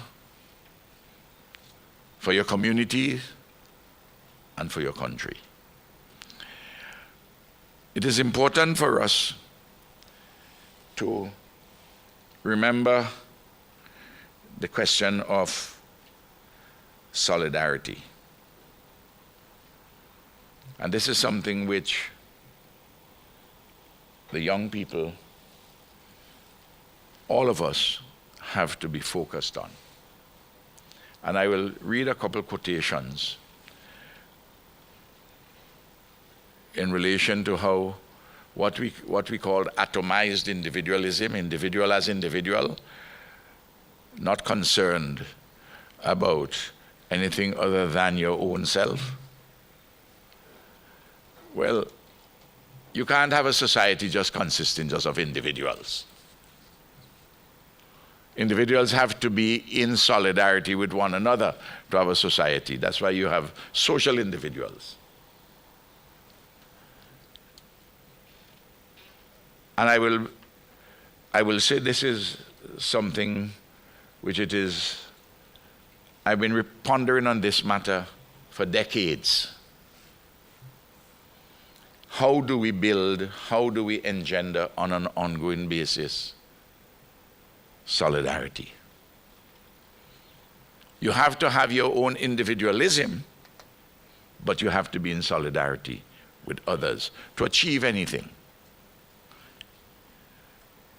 You take, for instance, your education, which you have. You have made your individual efforts and your families. But the reason why it is only your generation that we see so many college and university graduates is because of the rest of the society, through their representatives, the elected representatives who form the government, have decided to put a program, policies and programs in place to ensure that you get a quality education. That is the solidarity which comes from the community. It wasn't done before because it wasn't thought that there's a necessity, a desirability to have that solidarity in the form of an education revolution. In fact, and we'll come to that, we didn't have universal access to secondary education. Only 40% of the 12-year-olds were at secondary school. You have come by and you have met it, and you think it has been there all the time. You know, you think that's your birthright. Well, it didn't happen before. For instance, in my time, when I went to the grammar school, only 30 of us went to the grammar school. British colonialism had been here for 200 years, and they built 2 secondary schools, one for boys and one for girls, one for each 100 years of colonialism. And the one, and my friend here from the British representative is here. He understands this well, and he chuckles because, and he knows that what they did there was a mistake. There was an insufficient degree of solidarity, and only 30 of us could go in. 30. about 250, 300 of us took the grammar school exams. But only 30 could get in. I mean, just think of it. Similarly across by the girls' high school. Then by 2001, when we arrived in office, only 4 out of every 10, 12-year-olds were going to secondary school. It is true that the Milton Cato administration had built, first of all, some junior secondary schools and expanded into full-fledged secondary schools. But still, the capacity was very limited. But from 2005, we had every September 2005, every single child who is 12 years old has to be in a secondary school. And we provide the supports to go into a secondary school. We were told that it was not possible to be done. Impossible. But that policy which we put in place and the resources which we put behind that policy have resulted in every single one of you having the opportunity to go to secondary school. And if you choose to go to the community college, to go to the community college. And if you want to go to university, to go to university. It's now up to you. And more persons are taking advantage of all of this. For instance, though the population has declined in that particular age cohort, you had going to community college in 2001 at what is now all the 4 divisions. That's about 500 students. You now have 2,650 students at the community college, at the 4 divisions. More than 5 times the number, even though the population of that age cohort has declined. Means more and more people are accessing post-secondary education. And of course, we have, at any one time now, a few thousand students going to university. In St. Vincent and the Grenadines right here, it may surprise some people, that 1,100 persons, both through the community college and through the global campus, formerly the open campus, over 1,100 are pursuing degrees right as I speak to you. And you have in excess of 1,000 who are also overseas, who are pursuing university degrees. This is an act of solidarity. Now, I know some of you may say, Prime Minister, no. It's not an act of solidarity. It's that we're bright. Well, why didn't it happen before? Because there are a lot of bright people before you. But that very response, if you think it's bright, is an individualistic response with no connection to the idea of the importance of social solidarity and to build yourself as a social individual. And if you think it's your brightness, I remind you this, that there are 2 kinds of brightness. Brightness which blinds and brightness which illuminates. If I'm driving my SUV and you driving yours and you come into me and I come into you and each of us is on high beam, we're very bright but we can't see one another. We are blinded. The best form of brightness is that which we do work together in solidarity with one another for specific purposes, which we ourselves have defined. So this is why this issue of social solidarity is of such importance. I see the Lord Bishop of the Anglican Church here, and what I'm talking here, my Lord Bishop, could be a sermon. You will provide the biblical text, because that is what I hear you preach also when I come to the church service and you preach. And that is what the good preachers in the Christian religions preach. Solidarity with one another to do things, while of course you have to have your individualism, because you have to get individual redemption. You can't get group redemption. And this is the magic of doing things for yourself. You have an individualism, but it has to be a social individualism. And very critically, on the dangerous road to Jericho, every single one of us is each other's neighbor. The priest may go by, the Levite may go, the priest is not any priest present here, and the Levite may go by. but the Good Samaritan, that neighbor, will ensure that the person who was wounded and robbed will be taken care of and put to the inn, and to give him the support and the solace and the solidarity. Now, there's a young man who became an old man and who is now dead. I quote this passage very often. We have named a vessel after him, a Coast Guard vessel, the Captain Hugh Mulzac, a Union Island man. He went to sea at 17. He became the first black man in the hemisphere to pass the examination to get a mariner's license. Was prevented from captaining any ship because of racism in the United States, and he was second mate, even worked as a cook. And on one occasion they wanted to give him a vessel to captain with only black people.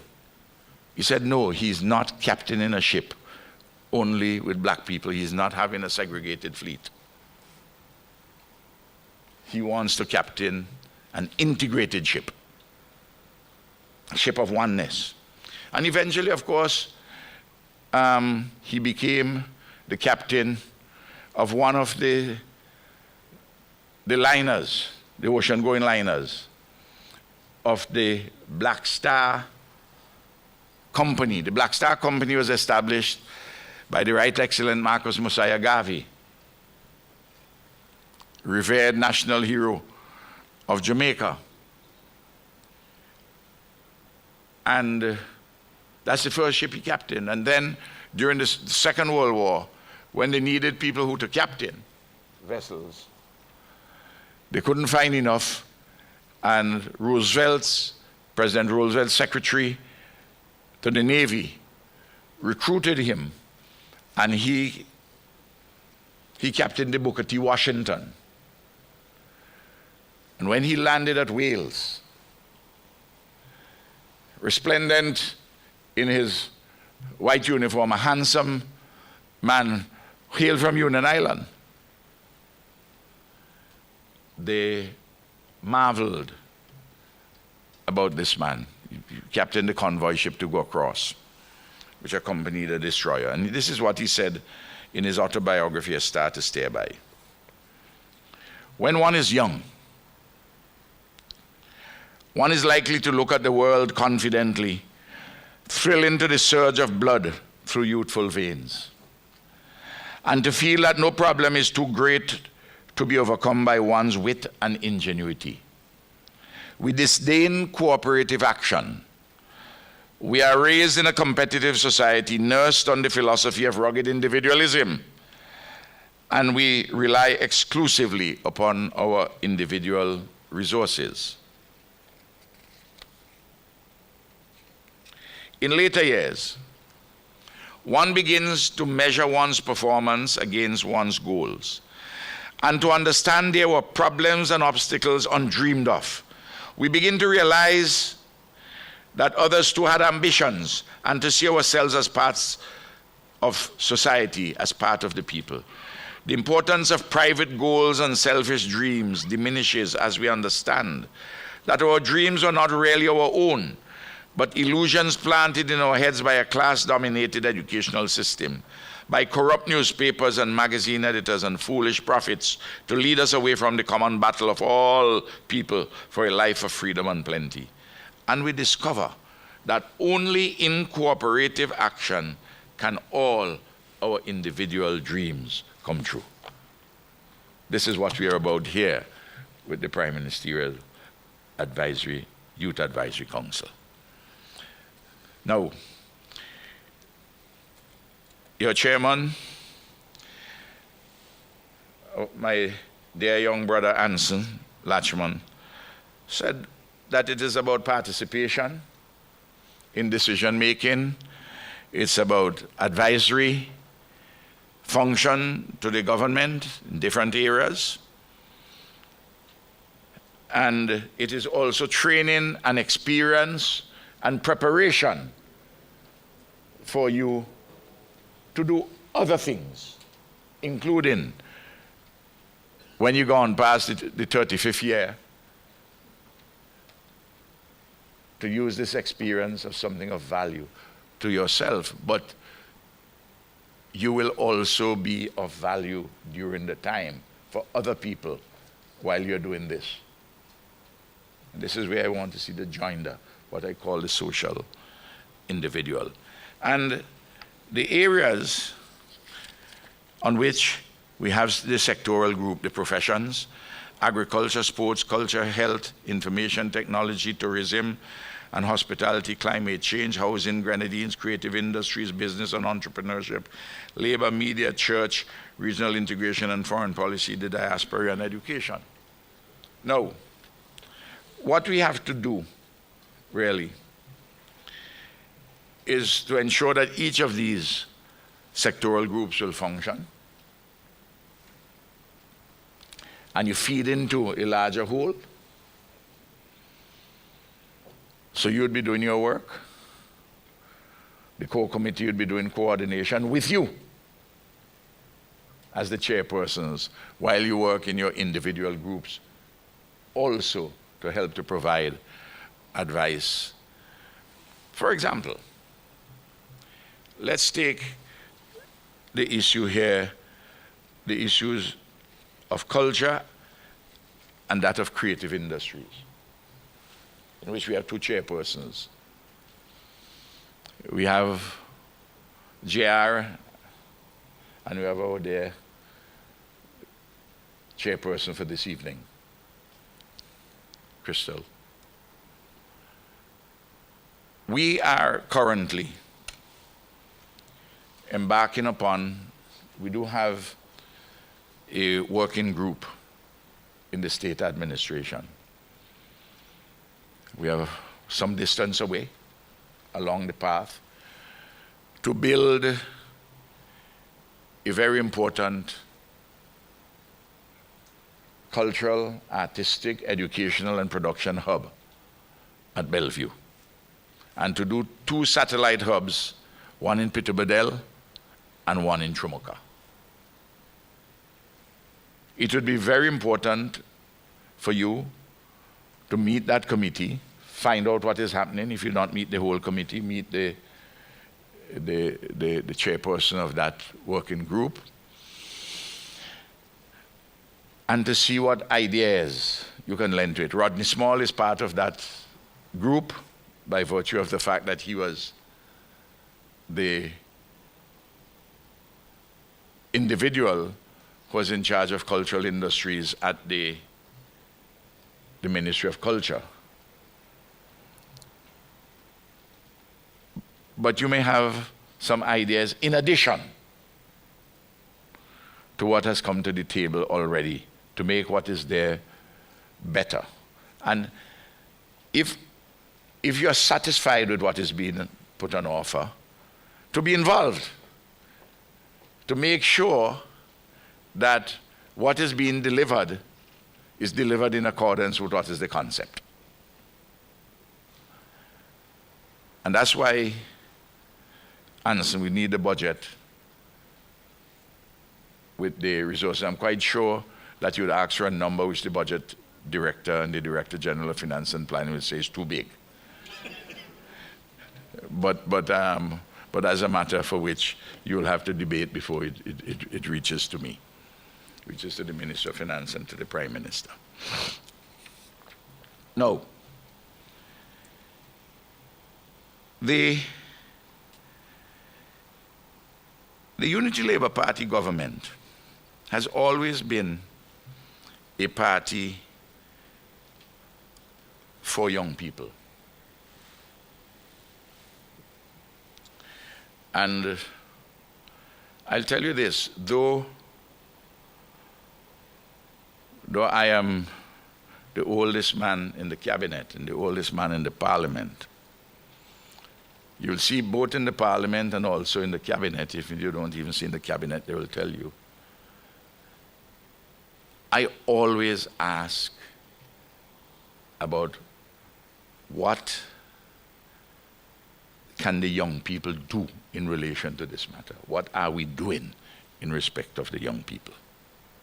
Always, it's central in my head. It's a noise in my blood, it's an echo in my bone. In part because I'm probably, I'm an old man who's young. You know, maybe that explains it. Every single election that we have fought as the Unity Labour Party since 1998, in addition to a major manifesto, we have a youth manifesto, specific in relation to what are we going to do about young people.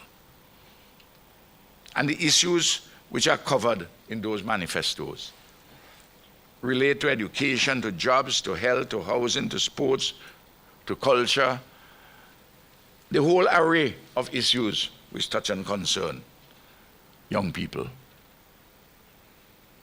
And that is why it is not an accident that you see that so much has been done in each of these areas for and with young people. If you were to examine the list of persons who are on the statutory boards, you will find that there are several young persons. Because Saboto is here, he will tell you, Orlando who is there, and sometimes when names are being suggested and there's a process for selection, I say, you all give me some young people, no man. Give me some young women, no. Give me some young men. You know, you're recycling some people, though good. We need to get some fresh blood in this thing, man. Let's go. Let's get something. And sometimes I put off the determination at meetings 2, 3, 4 weeks until you can get me a certain number of young persons to participate in the governance arrangements. And you see it reflected inside of the cabinet. These are the following persons who are there politically. Ralph, Gomery, Curtis, Jimmy, Gustus, Camilo, Grenville, Saboto, Shaquel, Benava, Kisal, Orlando Brewster, Carlos James. And we invite Pitbull Bala as communications director to be there because political communication is a function of the political system, as Candyman is demonstrating very much in certain circles and API and so forth. Now, let's look. The largest single group in the cabinet of 5 persons are under 40 years old. In terms of the age cohorts, Carlos, he will shortly get out of 39 to 40. There's Orlando Brewster. There's Kissel Melissa Peters. I'm sorry, Kissel isn't here because she's on her way to New York. She has to. There's Brazil is on the Security Council, and the Brazil government has called a special meeting dealing with women. And Brazil and ourselves, well, Lula, president, we work very closely with each other, so Kisal has gone to that particular meeting.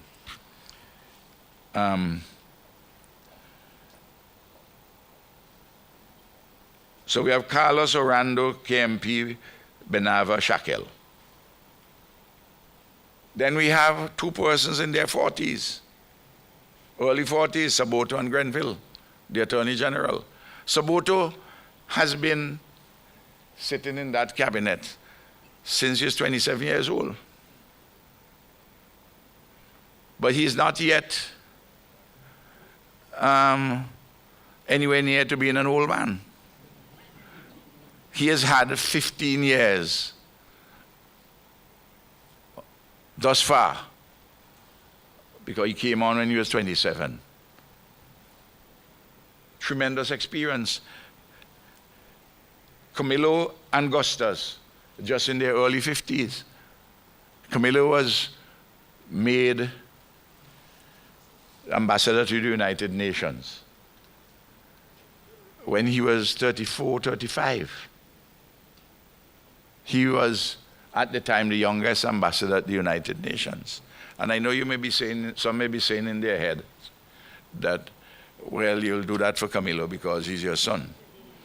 But the record will show that the youngest ambassador whom we appointed is a young woman called Lacila Prince. When she was 30 years old, we made her ambassador to the United States of America and to the Organization of American States. In fact, she was there as the number 2 person. And when I called her and told her that I wanted to be the ambassador, we're doing some shuffling and so on, she told me that she didn't think she was ready. I said, well, if you're not ready, I'm bringing you home. And the choice of getting the job and coming home, she preferred to do the job. And she did a splendid job. And even where you may have your own reservations, if I make the judgment and I watch you and observe and think you can do it, I know you can swim. And in any case, I'll be there to help you, to hold you up while you're going so that you don't go underwater, which is what solidarity is all about. And to balance the experience with the youth. And then Jimmy and Curtis are in their 60s. And there's Gomery. And then there's the comrade. So we have a cabinet, really. The preponderance of it is young people. And we have always pushed this throughout our administration. So this thing is not an accident. And as Jimmy and Curtis will tell you, the most ribbon that I get, the most jammings that I get in this cabinet is from these young men and young women. They really take me on. And I love it. I love it. I love it very much. Because it's a way in which we can, in a dialectical manner, hammer out public policy in some efficacious way for the benefit of the country. Now, I think if we select, and by the way, you look in the House, in addition to KMP, Benavan, and Shaquille, there's Ashel, who is the Deputy Speaker. And persons ask, well, Shaquille is the Deputy Speaker. How sorry, she's not involved in any of the other portfolios. Well, the Constitution says she can't have a position in the executive and be deputy speaker. And we have to have a deputy speaker. We have to work within the rules as they are. That's just a simple fact of life. And she also, as you know, is in the same age group as the other ladies the other comrade sisters whom I've just mentioned. Of course, I know Orlando jokingly said that as Minister of Gender Affairs, he's looking to see the balance with the men. But the fact of the matter is this. We put 2 women to the electorate last time. We put Debbie Charles and we put Minerva. And the electorate didn't take any of them, but it's not because the electorate didn't take any of them that I mustn't have women inside of the parliament. So that's why we are making sure that we do something for gender balance, that even if the wider electorate, for whatever reason, didn't choose these particular individuals. And we still don't have enough women in the House. We need more. Of course, a lot of the women prefer to be permanent secretaries and heads of departments and so on, and run things from there, rather than being involved in the frontline politics because of some of the grubby nature and the salacious nature of politics, that they don't have the time for that. But if we look, let's take an important matter for young people and jobs. Or let me just finish off what we were talking about with housing, with education. You know, let's start from the 3 to 5 year olds. In 2001, a number somewhere between 15 and 20% of the 3 to 5 year olds were in early childhood education. Now, over 85% are in early childhood education. And there were no early childhood education schools by the government. And there are now several. And we are working in partnership with the others. And I just want you to know that beautiful building which you see as you go in and go past Murray Heights, the Y, where they have a preschool there. The government built that for the Y, you know. When you came along, you saw it there, and you think it's there all the time, and as the Y built it, we built it for the Y. I just want to make that point. Because sometimes those who don't have the memory, and we don't talk about these things, they may try to mislead you. There was a little hut just where the National Library is. We moved that hut. It was a terrible place to have such a school because it was right near to the road. And there was a technical center there. We moved the technical center and built a much better one, bigger, around by Bishop's College. And then we moved the Y, and we built a library there for $20 million, courtesy a grant from the Republic of China and Taiwan, and we are very grateful to them. By the way, the library, the Carnegie Library, was given by the then government to Alliance Francaise, and they had the library in a little cubby hole down Middle Street, adjacent to a car park, a car parts place. Remember? Almost obliquely opposite to a rum shop. Yes. You remember that one? You were knee high to a grasshopper. Yeah. I just want to say these things, you know. And those are things which we do without a sweat. We transform all of that. Of course, when we were building the library, they said we're building a library when libraries with books are out of date. I don't know how you could have a library with books which are out of date. I mean, I don't understand that. They say you could have everything on a device. Of course, it wasn't yet widespread.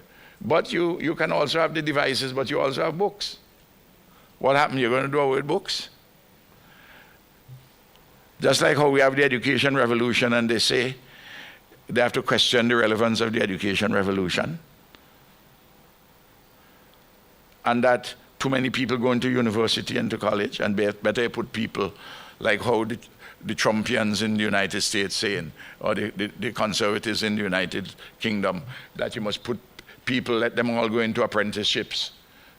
When they leave school at 16, let them be apprentices.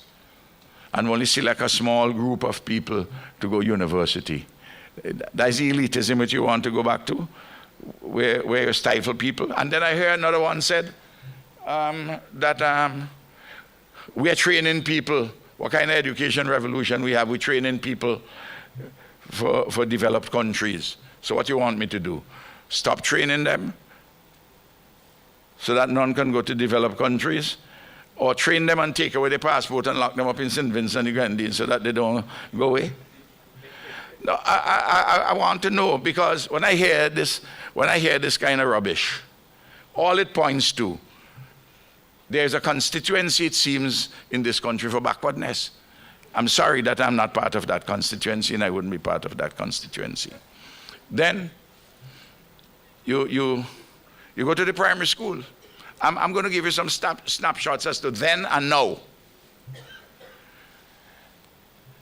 There were 4, not 4%, 4, 1, 2, 3, 4 university graduates in the primary school system in 2001 when we arrived in office. And because they had bachelor's degrees in education, they were not recognized as degrees for the purposes of being paid as a graduate, because it was said that you have been educated in pedagogics, in methodologies for education, but you don't have a substantial subject area.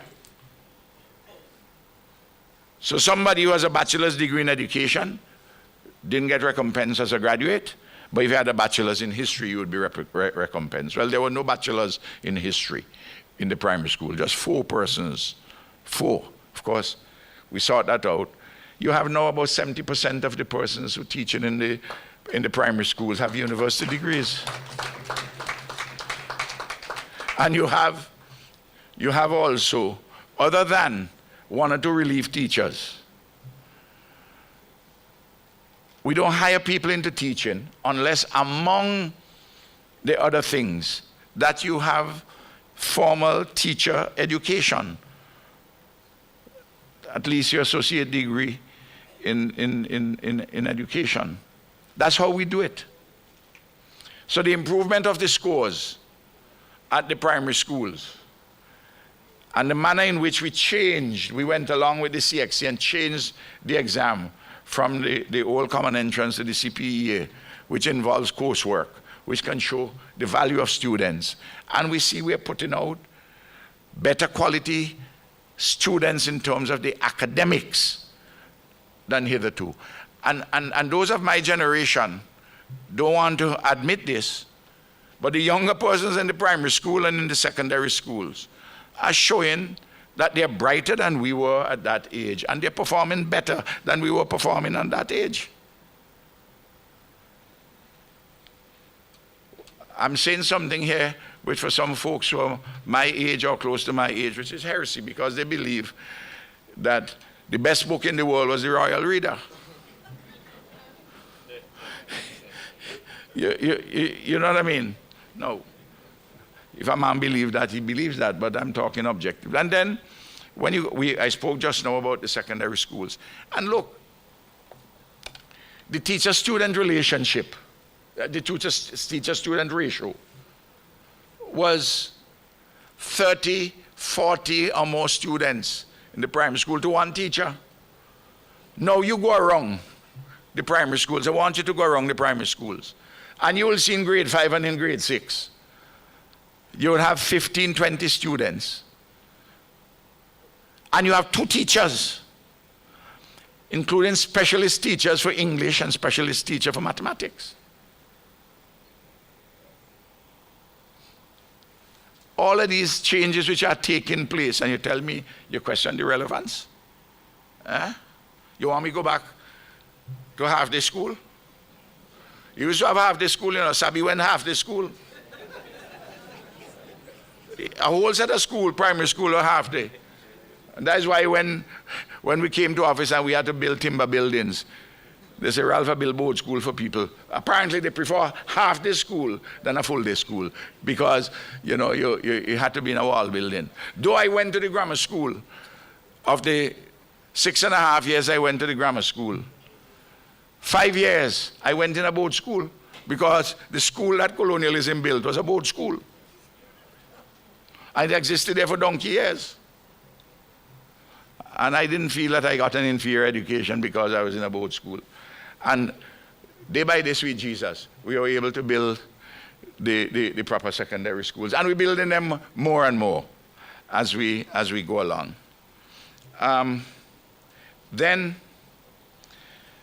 I mentioned what is happening at the community college. You know, the backward folks in this country took a blow at the community college. Say, well, they could understand Cape. But first of all, they didn't want to move from the old GCE A-levels to Cape. We did that move. And we introduced the associate degrees. They say the associate degrees ain't what the paper is written on. Whereas universities all over the world, including the University of the West Indies, were accepting the associate degree at a particular grade point average for direct entry inside of the programs, including, in fact, one of the associate degrees which they bad talk, the associate degree in paralegal studies. It allowed you to get direct entry into the faculty of law at the University of the West Indies in Barbados. This, I want to tell you what it was and what we have done, you know. All these are programs relating to young people. And then you see the situation with the numbers I give you at the community college. There was no library there, you know. We built a resource center, the library and resource center. And we expanded the college by nearly 80,000 square feet of floor space. And we have to get more space because of the numbers. And indeed, the idea behind these cultural hubs is that programs, for instance, in the cultural areas, programs will be taught there under the leadership of the community college for them to get their associate degrees or whatever other formal certification they will get for doing stuff in cultural studies and music and the like. All that is part of the Plan Crystal. And that's where we roll in the thing out. And at the university, you know, there's an explosion. This year, on the basis, tomorrow we are going to give out 66 awards, 26 national scholarships, the highest number of national scholarships ever. I told the students simply this, and I repeat it here again tonight. You get an average, and I'm using the average in the normal percentage, but they have points attached to them. You get an average, you pass your 3 subjects on the communication studies, and you do an average of 80% and above, you get a national scholarship for 5 years. I fund you, the government funds you fully. 26 of those are going to be awarded tomorrow. 26. Last year there was 21. The students did better this year. And if it were 30, you will get it. If it is 40, you will get it. You just do it. And then there are some 7 for national exhibitions, which are 3-year scholarships rather than 5. And there are 4 special awards. The special awards are for those who are older than 21 years, because the national scholarships and the national exhibitions have a year. You have to do it by 21. But if you do better at an older age, we have special awards for you on the basis of the 3-year scholarships. And then, of course, there are a lot of bursaries. $25,000 a year, and you can apply for tuition scholarships even though you get the cash bursary of $25,000 a year, up to that number. You may say, well, you're giving all this. What does that really cost? You know what it costs? In excess of $20 million. What we are going to give tomorrow to the students. That's the price. $20 million in excess of it. Because each 5-year scholarship, we benchmark it up to a maximum of $600,000, which is the current cost of a medical degree for 5 years in Barbados at the University of the West Indies. In Jamaica, it's slightly less. In Trinidad, which is funded in a different way, slightly less. But that's where we benchmark it for the 5-year. It doesn't mean to say if you do a 5-year degree somewhere which costs less than $600,000, let's say $400,000, that you get the other $200,000. No. It doesn't work like that. It's up to a maximum, depending on the program which you do. And while we are doing that, we have sent off 31 students to Taiwan this year on full scholarships. We have given 35 scholarships through Monroe College. Some of them done here, a few done in New York, and a few done in St. Lucia. We did the negotiation with Monroe College. Monroe College had come at an earlier period to me. I said, listen, the offer you are making to us, it's more expensive for me to go there than do it at UWI. So they had to bring their numbers in a particular range in order for us to accommodate it. The Cuban government has, despite all their difficulties, given us this year 21 scholarships. They increased the number.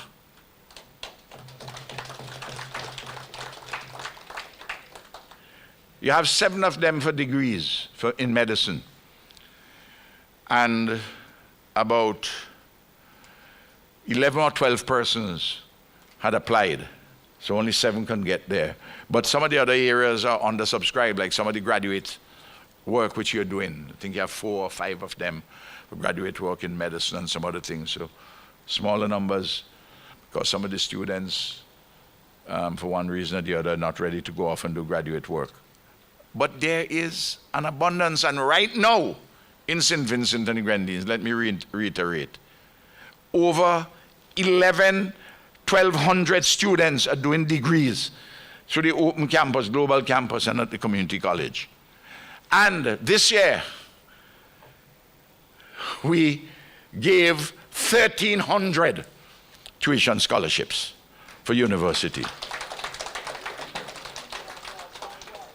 Now, I don't have to go out on the opening day of the community college to take a photo with 5 students to show that I'm committed to education.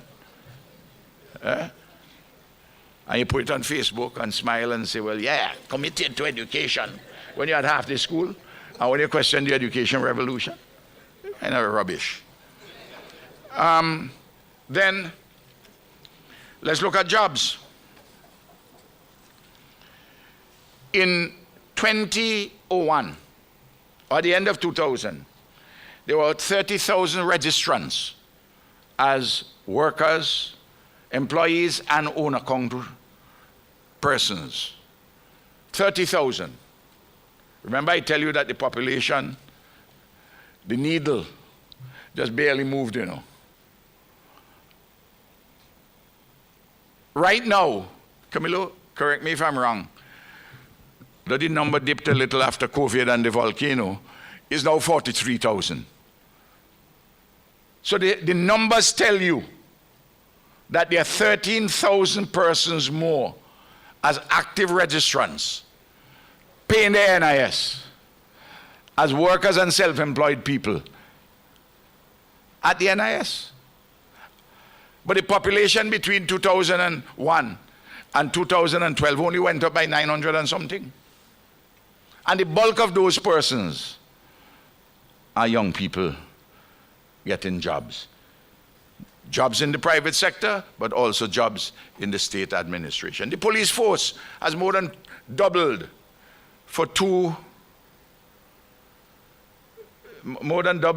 in the period since we have been in office, from just under 600 to over 1,200 police officers. They are young people who are recruited.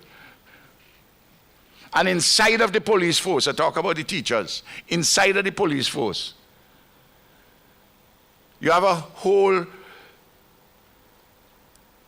large number of persons doing university degrees. And we have one of them here, and he has moved from the police force having done a degree in law, did the bar exams, and is now a magistrate. I'm talking about His Worship Magistrate Bala, who is right here in the audience. And there are many, many, many others who have done university degrees inside of the police force. And we are encouraging it. But you hear the mantra, not Nagwan. Not Nagwan. I ain't talking yet about Port, which is $650 million, and Sandals, a private sector entity, is 550, which together, two projects alone, is 1.2 billion. But they can tell you not Nagwan. That's nothing. All of what I'm talking about here is absolutely nothing.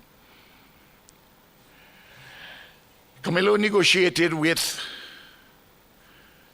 Clare Harbor. Clare Harbor alone is 900 people working there now. More or less. Overwhelmingly, people under the age of 35, young people between 18 and 35. And you tell me not Nagwan. I'm talking about what is happening with young people in the country. Housing. You know, there used to be a pattern in this country that a public servant, a teacher, a police officer, is when he or she reached 45, 50, sometimes just before they retired 55, they could get the 20% to pay down to go to start build a house. And then they're choked because their pension can't pay the mortgage. And they're getting it, they rent house from the time they join the police force or join the public service at 18, 20 until they're 45, 50. Nowadays, because you have 100% mortgages, we brought that into being. Look around. You see the number of houses policemen building, civil servants, teachers, and so on and so forth. Starting young. This is a fact of life. All these things are done for the welfare and the well-being of the country, the people, and particularly the young. This particular program has also empowered women. Women used to have to wait on a man to start with them with building a house. Not anymore.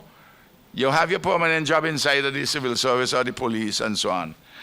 And you go to the bank, and the woman is less likely to want to go and buy a second-hand kettle than the young man. She's saving she money, which is a matter which you in the Youth Advisory Council will have to address as to how financial literacy, you know, all of these. Then I choose some things randomly in health. In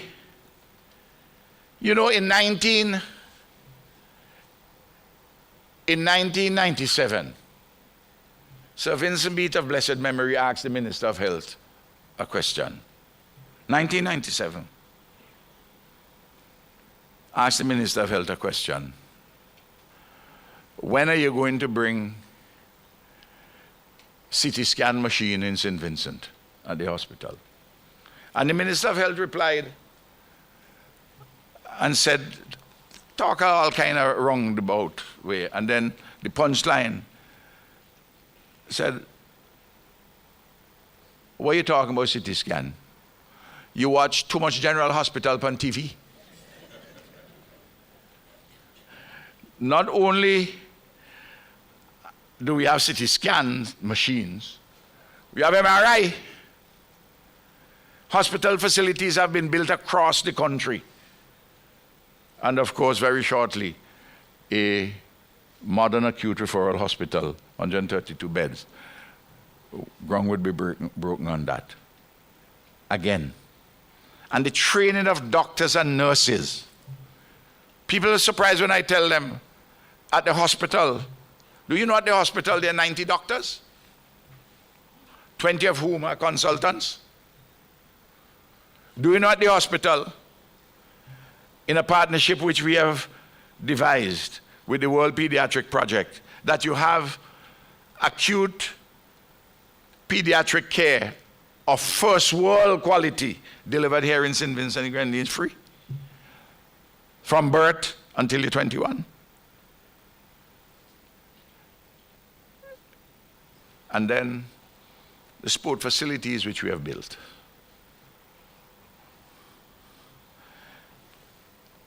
All over the country. Park Hill, South Rivers, Cumberland. What we have done at Stubbs, what we have done refurbished down at Sion Hill, the $50-something million we spent in 2007 out at Annisville, and we are going to spend $30-something million to host the World Cup, the ICC T20 World Cup. And the point is this, let me make this point. I've heard backward elements say, well, we have to make sure, you say you're going to spend $30-something million, you got to make sure that the people who get the work, they are local contractors. Well, now, the main items is really the lights, which is over $5 million US, and the electronic scoreboard. And the rest is really small contractors which have to do the work. The $54 million which we spent to upgrade Annisville was done entirely by small contractors from St. Vincent and Grenadines. You think any big contractor going to come from anywhere to do little piddling work like that? The cost of mobilization. But they talk these things because it's the first kind of rubbish that come to the backward people head. And the young people have to make sure that their own people are educated as to what is really taking place and what you would like to see further improved, and you advocate and you involve yourself and get things done. Let me repeat why we are spending $30-something million on bringing that facility up to what is required by Cricket West Indies and the ICC. International Cricket Council. The first reason is not what they ask. They say you must do they want to see how this affects business. You spend a lot of money, so you have to get a return. Well, you know, there are some people who know the price of everything and the value of nothing. The principal reasons not related to recouping that money through some economic activity. Well, it'd be good you make some money. But the principal reason is to develop young people who want to play the sport of cricket. That's the first principal reason. The second is to make sure that there is a facility where young people can see international players come on an ongoing basis to encourage them further to participate in cricket, so that we'll have more West Indies Test players and under 19 Test West Indies players and the like. When somebody tell you, well, you must show you're going to make money. If you haven't, we having two games, quarterfinals, and 2 group matches. Tell me something, Heavenly Father. You're spending $30-something million. Crystal, you're going to make back the money paying 4 games. So the very idea of trying to do an economic cost-benefit analysis is just an absurdity. The value of it is beyond money. It relates to you, young people. The same way the two of you play the pan. Other people who have the skill in cricket or who are interested in it will develop that particular skill. In the same way we are doing things for the netballers and other sports. There are more people playing competitive sports in St. Vincent and the Grenadines today, and who are doing recreation today, far more today than ever in the history of St. Vincent and the Grenadines, and is not unrelated to public policy. And then pan. There was no panorama for 5-6 years when we arrived in office. We brought it back. And as soon as we said something, it released the creative energies of the people. So, I think I've demonstrated enough that what this government has been doing for young people, on behalf of young people, with young people, and we want to carry this thing at a higher level. And we are well placed. And I see all these names of these young people, and I'm so very happy. I want to make 2 or 3 points as I finish. The first is this. There are 3 things I want you to bear in mind. Nothing is possible without people. Nothing is doable without focused, quality, strategic leadership. And thirdly, nothing is sustainable without specially crafted institutions. And let those 6 words be in your mind. People, leadership, quality leadership, specially crafted institutions. Possible, doable, sustainable. And what is the purpose of all this for young people? Is that through the compromise which history has made us, the objective is to make a whole daughter and a whole son out of the compromises which history has made us. The ball is in your court. Help us in the leadership of the country to do better than we have been doing. We have done well, but we can do better. And I want you to help us and help the country and help yourself in doing this. And when you're making your decisions, remember this. You'd have a lot of information. But information is not knowledge. You have to interrogate the information. See whether the information is true or false. Deal with it comparatively. Deal with it historically. Deal with it in its context. And then you'll arrive at understanding. And then when you arrive at understanding, you will test a number of hypotheses with that understanding by further study of the issues. And that understanding will then lead you to a process where you have to make decisions. And in making decisions, you apply your heart to wisdom. I have put it in social science terms.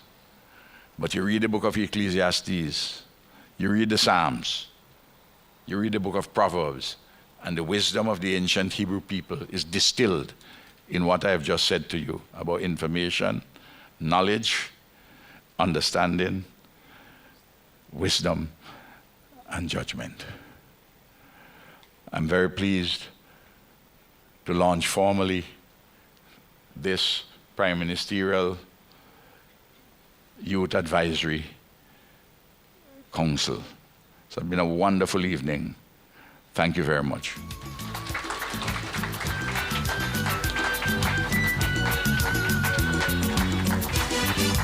Where there's a will, there's a way. The only way that may seem right unto you dismay. Thank you very much, Dr. the Honorable Ralph E. Gonsalves, Prime Minister of St. Vincent and the Grenadines. Is this how we do this? Just spin it? Also the Caribbean man. Some very wise words and some history lessons as well. Didn't feel too old remembering where the library was. At this time, we're going to call on the expertise of Mr. Javid Rouse, the reigning Ragasoka monarch for St. Vincent and the Grenadines 2023. He's going to provide some entertainment for us. Ladies and gentlemen, Mr. Javid Rouse, JR the artiste.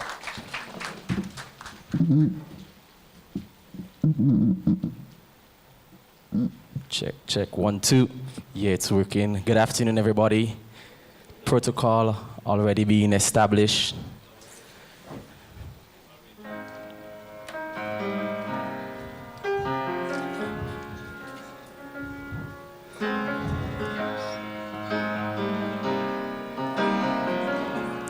And just like Miss Rodriguez, I'm gonna ask if you can sing with me.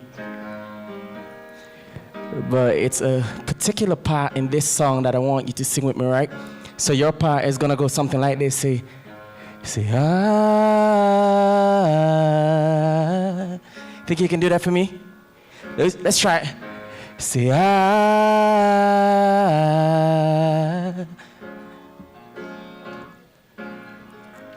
I know it sounds funny, but I just can't stand the pain. But girl, I'm leaving you tomorrow. Seems to me, girl, you know I've done just all I can. You know I beg, stole, and I borrowed. Oh,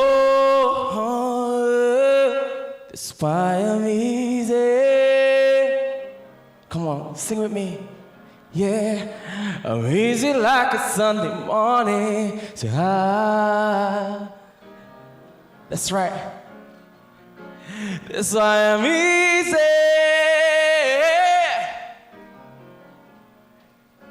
I'm easy like a Sunday morning.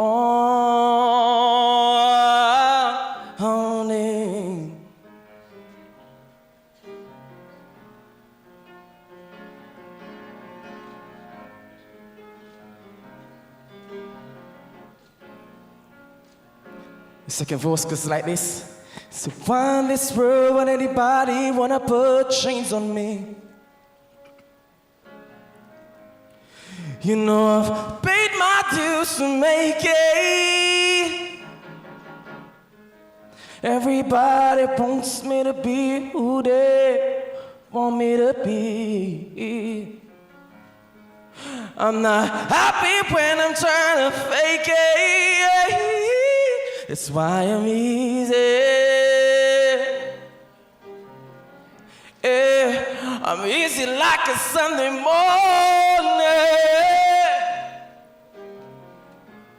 Ooh, that's why I'm easy. I'm easy like a Sunday morning. All right, let's remix this song together. Listen to this. See, my baby, my Valentine, yeah. Now that you gon' make me temperature rise.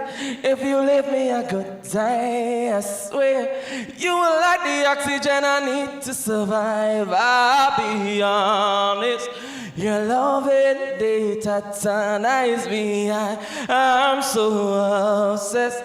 Your loving data tonight. Say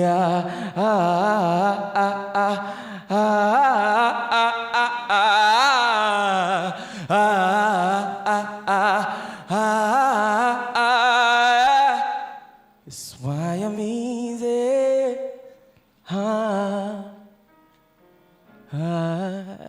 I'm easy like a Sunday morning. Yeah, that's why I'm easy.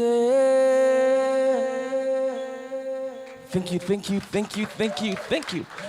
All right, so for my next song, right, I want to dedicate this song to the Honorable, that's Dr. the Honorable Ralph E. Gonsalves, right?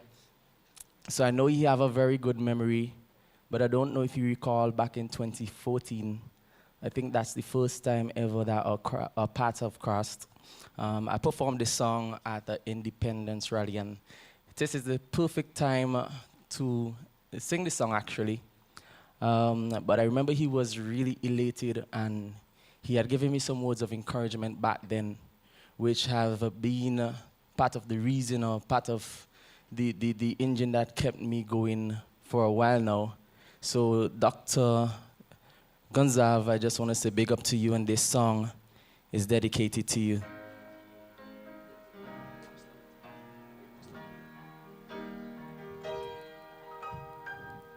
St. Vincent, my homeland, you give me no mansion, no gold or diamond. I love you a million for all of the things that you offer. It's more than my heart's desire. Lovely bee, tropical breeze, always there within my reach. I love you, St. Vincent, a sweet little island, St. Vincent. I love you, St. Vincent, the home of the blessed St. Vincent. St. Vincent and the Grenadines, I love you. Can look at the sunrise, can look at the sunset, Bible nature, born in harmony. Night mornings, Christmas, carnival. You've got so much bacchanal within time. Is any time, and any time is within time.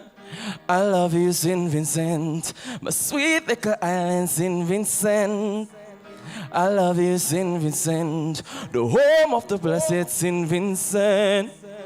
St. Vincent and the Grenadines, I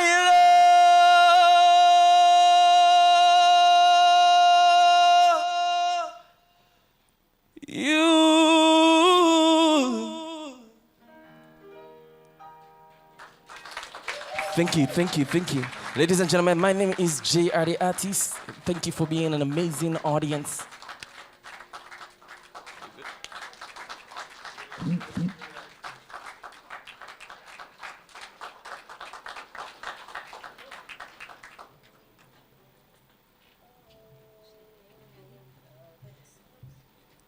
Thank you very much, JR, the artist, Mr. Javid Rouse. That just goes to show you never know who's watching you and remembering your words and actions. So let your words and actions be kind. At this time, the moment we've all been waiting for, I am going to call on Mr. Anson Latchman to present to you here tonight, and all those online across the entire world, the committee and sectoral chairpersons for the Prime Ministerial Advisory Council on Youth.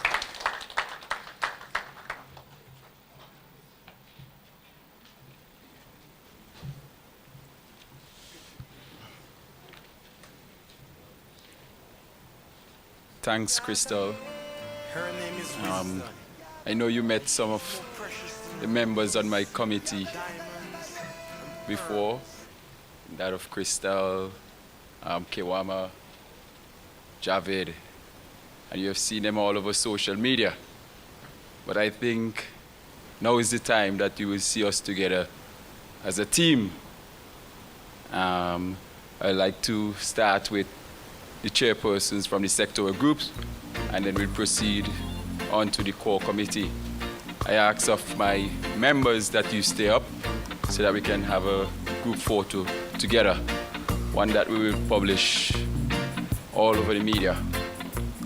All right, so as I call your name, we proceed. I'll ask that the chairpersons, you stand at the front, and the members from the core committee, you stand right behind those members. Dr. Shirena Slater-Brown, the professions.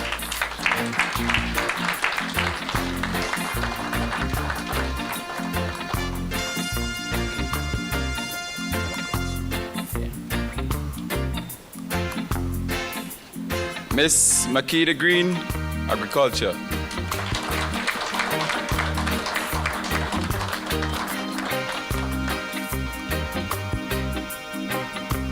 Another female,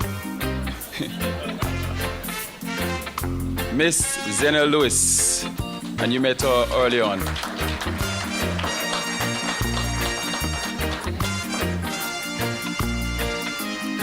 Mr. Javid Rouse, culture.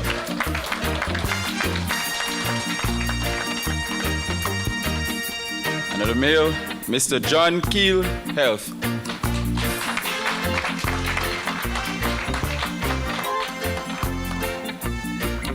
Mr. Cenas Hines, Information Technology.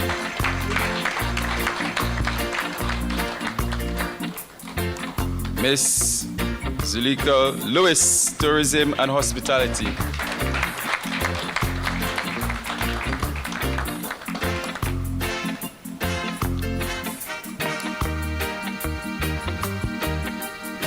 Miss Nafisha Richardson, Climate Change.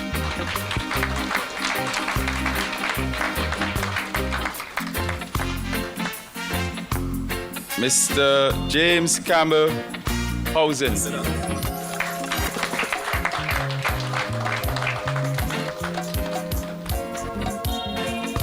Our lone soldier from the Grenadines, Mr. Dylan Oliver, Grenadines as of now.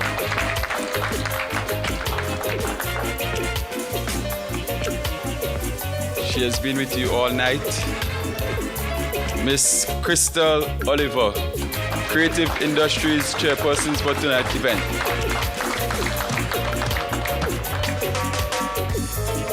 Mr. Storm Gonsalves, Business and Entrepreneurship.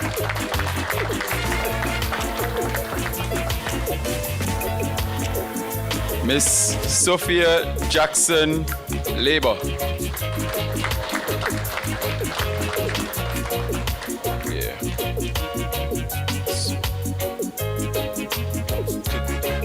Seniors, I'm just gonna ask of you that you leave that little space so that persons can actually come up on the stage. Thanks. Miss Shanol Monroe, Media.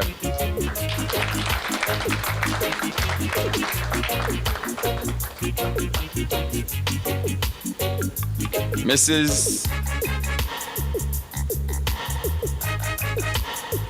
Kiwama Edwards Cottle, Church, and it goes without saying.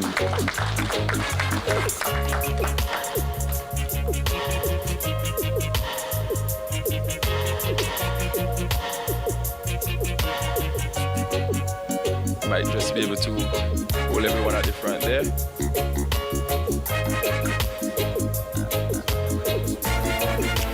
Okay. Dr. Tamira Brown, Regional Integration and Foreign Policy.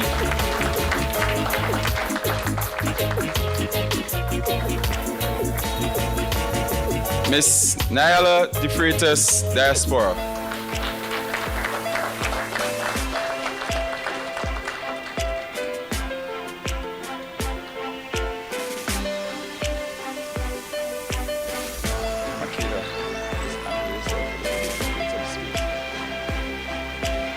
Mr.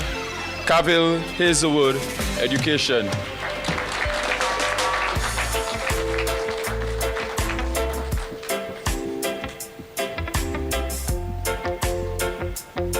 Ladies and gentlemen, chairpersons of the sectoral groups.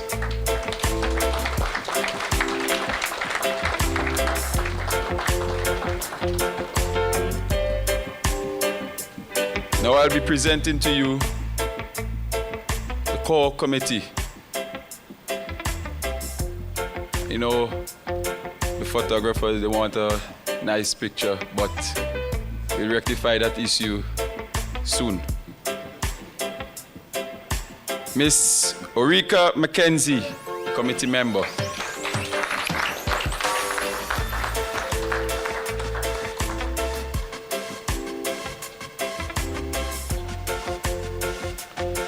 Mr. Kwesi Allen, committee member.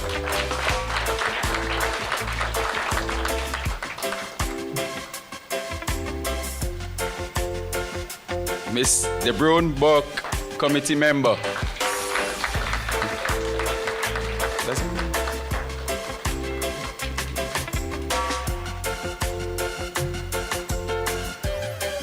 Miss Chrisanne Mufford, committee member.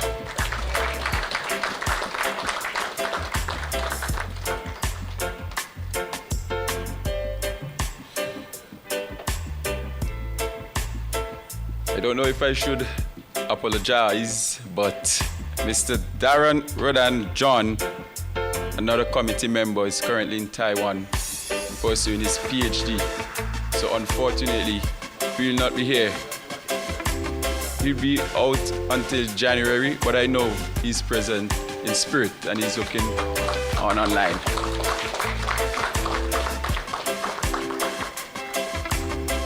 Miss Shaquille Simmons, committee member.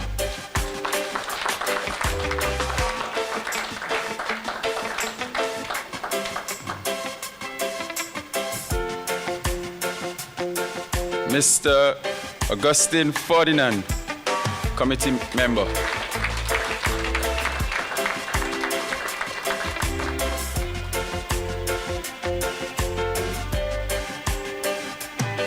Miss Rutan Williams, secretary.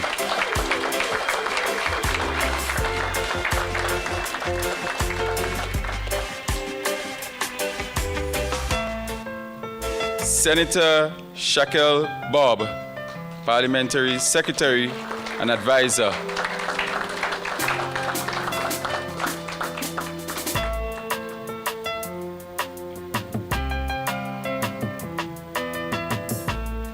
Mr.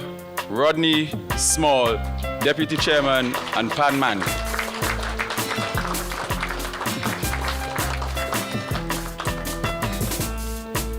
I don't know if I should call my own name, but I think it's a given that I'll close up the team, right? Ladies and gentlemen, the Prime Ministerial Advisory Council on Youth.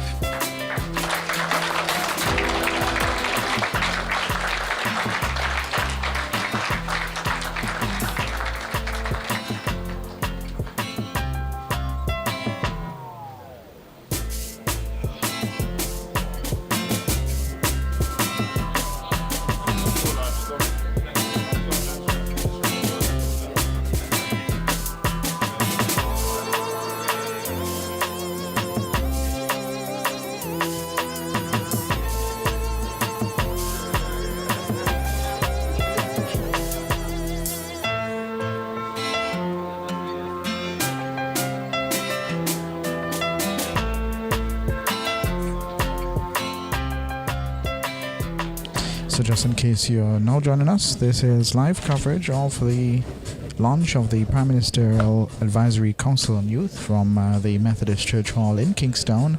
And as you hear the music in the background, what we're having now is a photo moment with all of the various groups, the core committee and the chairpersons of the sectoral groups. And moments ago you heard the individual names of not just the chairpersons of the sectoral groups, but the core committee as well. And this time, a very large contingent of young, brilliant Vincentians from all walks of life here on this committee and being represented in all of the various sectors and areas of expertise. And quite an evening here at the Methodist Church Hall. Shortly we'll continue with the program, which I believe just leaves for the vote of thanks after the photos are complete.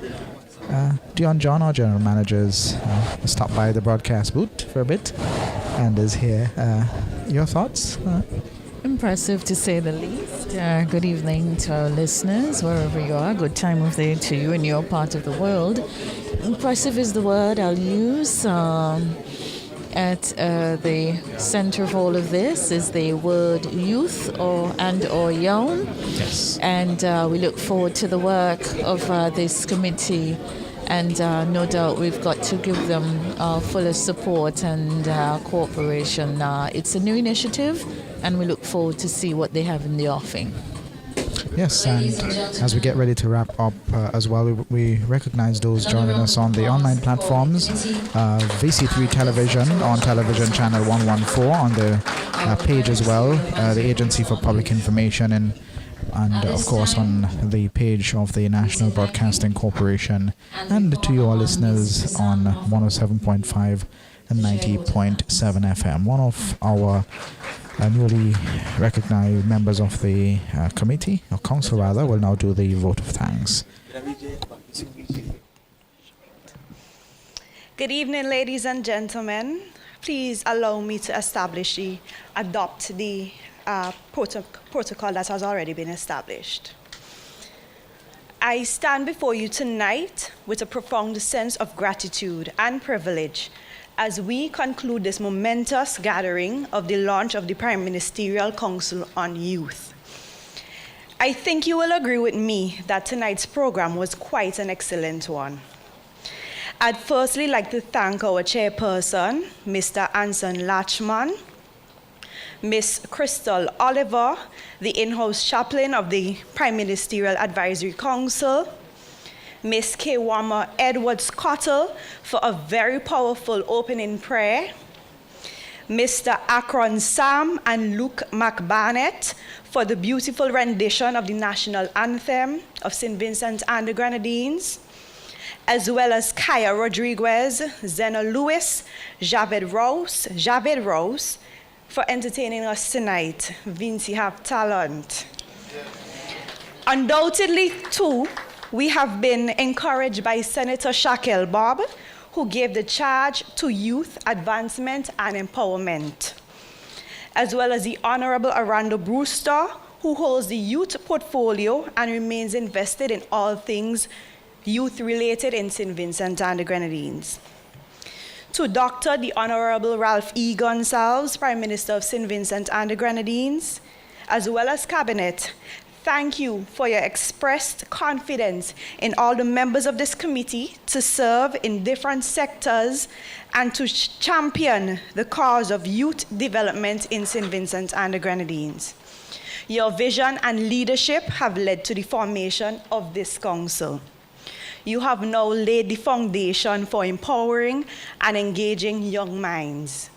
And your presence here today is a testament of your dedication and commitment to change. Ladies and gentlemen, on behalf of the Prime Ministerial Advisory Council on Youth, I wish to express sincere appreciation to the following persons: the management and staff of the Botanical Gardens for enhancing the ambience with the lovely potted palms. Saeed Kid for the impeccable work on the designs for this afternoon's functions. The management and staff of the government printry for ensuring that the invitations and program were of an excellent standard. The Lise Jones for the lovely decor to outfit this venue tonight. For Not Rope Bar and Grill for the delectable and delightful refreshments that we will most certainly enjoy. The protocol team from the Ministry of Foreign Affairs and Foreign Trade for the ever-efficient support to ensure the smooth flow of this afternoon's proceedings. Vaughan Mills, thank you for your usual quality song reinforcement. And Malcolm Melville, we appreciate your DJing services. To all media officials present here tonight, we thank you and we appreciate your efforts to ensure that the launch of this council and the work of this council are known far and wide, not only across St. Vincent and the Grenadines, but across the Caribbean and globally. Thank you for being here. As we embark on this important journey in our country's national development, it is inspiring to have the support of many partners and stakeholders. We appreciate you and we look forward to continually working with you. Have a great evening and do get home safely. Thank you. And as the thanks are being given, we too must say thanks to our entire team here on location at the Methodist Church Hall in Kingstown. Of course, tonight we have with us our friends from VC3 Television and the Agency for Public Information, also assisting in bringing this event live across the various government platforms, and we say thanks to the respective team leaders on that end as well. And as we wrap up and we head back to the studio, any final thoughts? I'll think about some it up. So congratulate all the young persons who've been recognized, and of course those who have vested the trust and repose the confidence in them. Let's hope that they will all excel. Yes. And we look forward to their work. So that's all I have to say. Oh, and on that note, I wouldn't delay our memory lane program any further. Master Controller at VC. Must say thanks to the incredible Javed Roberts for ensuring that we were crystal clear during the course of our broadcast here with zero dropouts at Studio One. Thanks to Raisa B at Studio One as well. On the visual end to Zorro, Dwight, Bennett, and all of the names that what is his full name again? Right, Christopher Etienne. We also have Simeon Cumberbatch here. You know all the names. We have Clinton Boswick, who is a part of the team. Alonzo Sayers. So those, I think that's the full team. Yeah, a combination of those on cameras and production from VC3 and the Agency for Public Information. And again, Zora Bennett for the excellent visuals as per usual, bringing everything together here this evening. Thanks to you all listeners on air, online, wherever you are this evening. We say good night and God bless as we return you to Master Control on the respective platforms. Our programming continues. I'm Calvin Harry. Have a great one.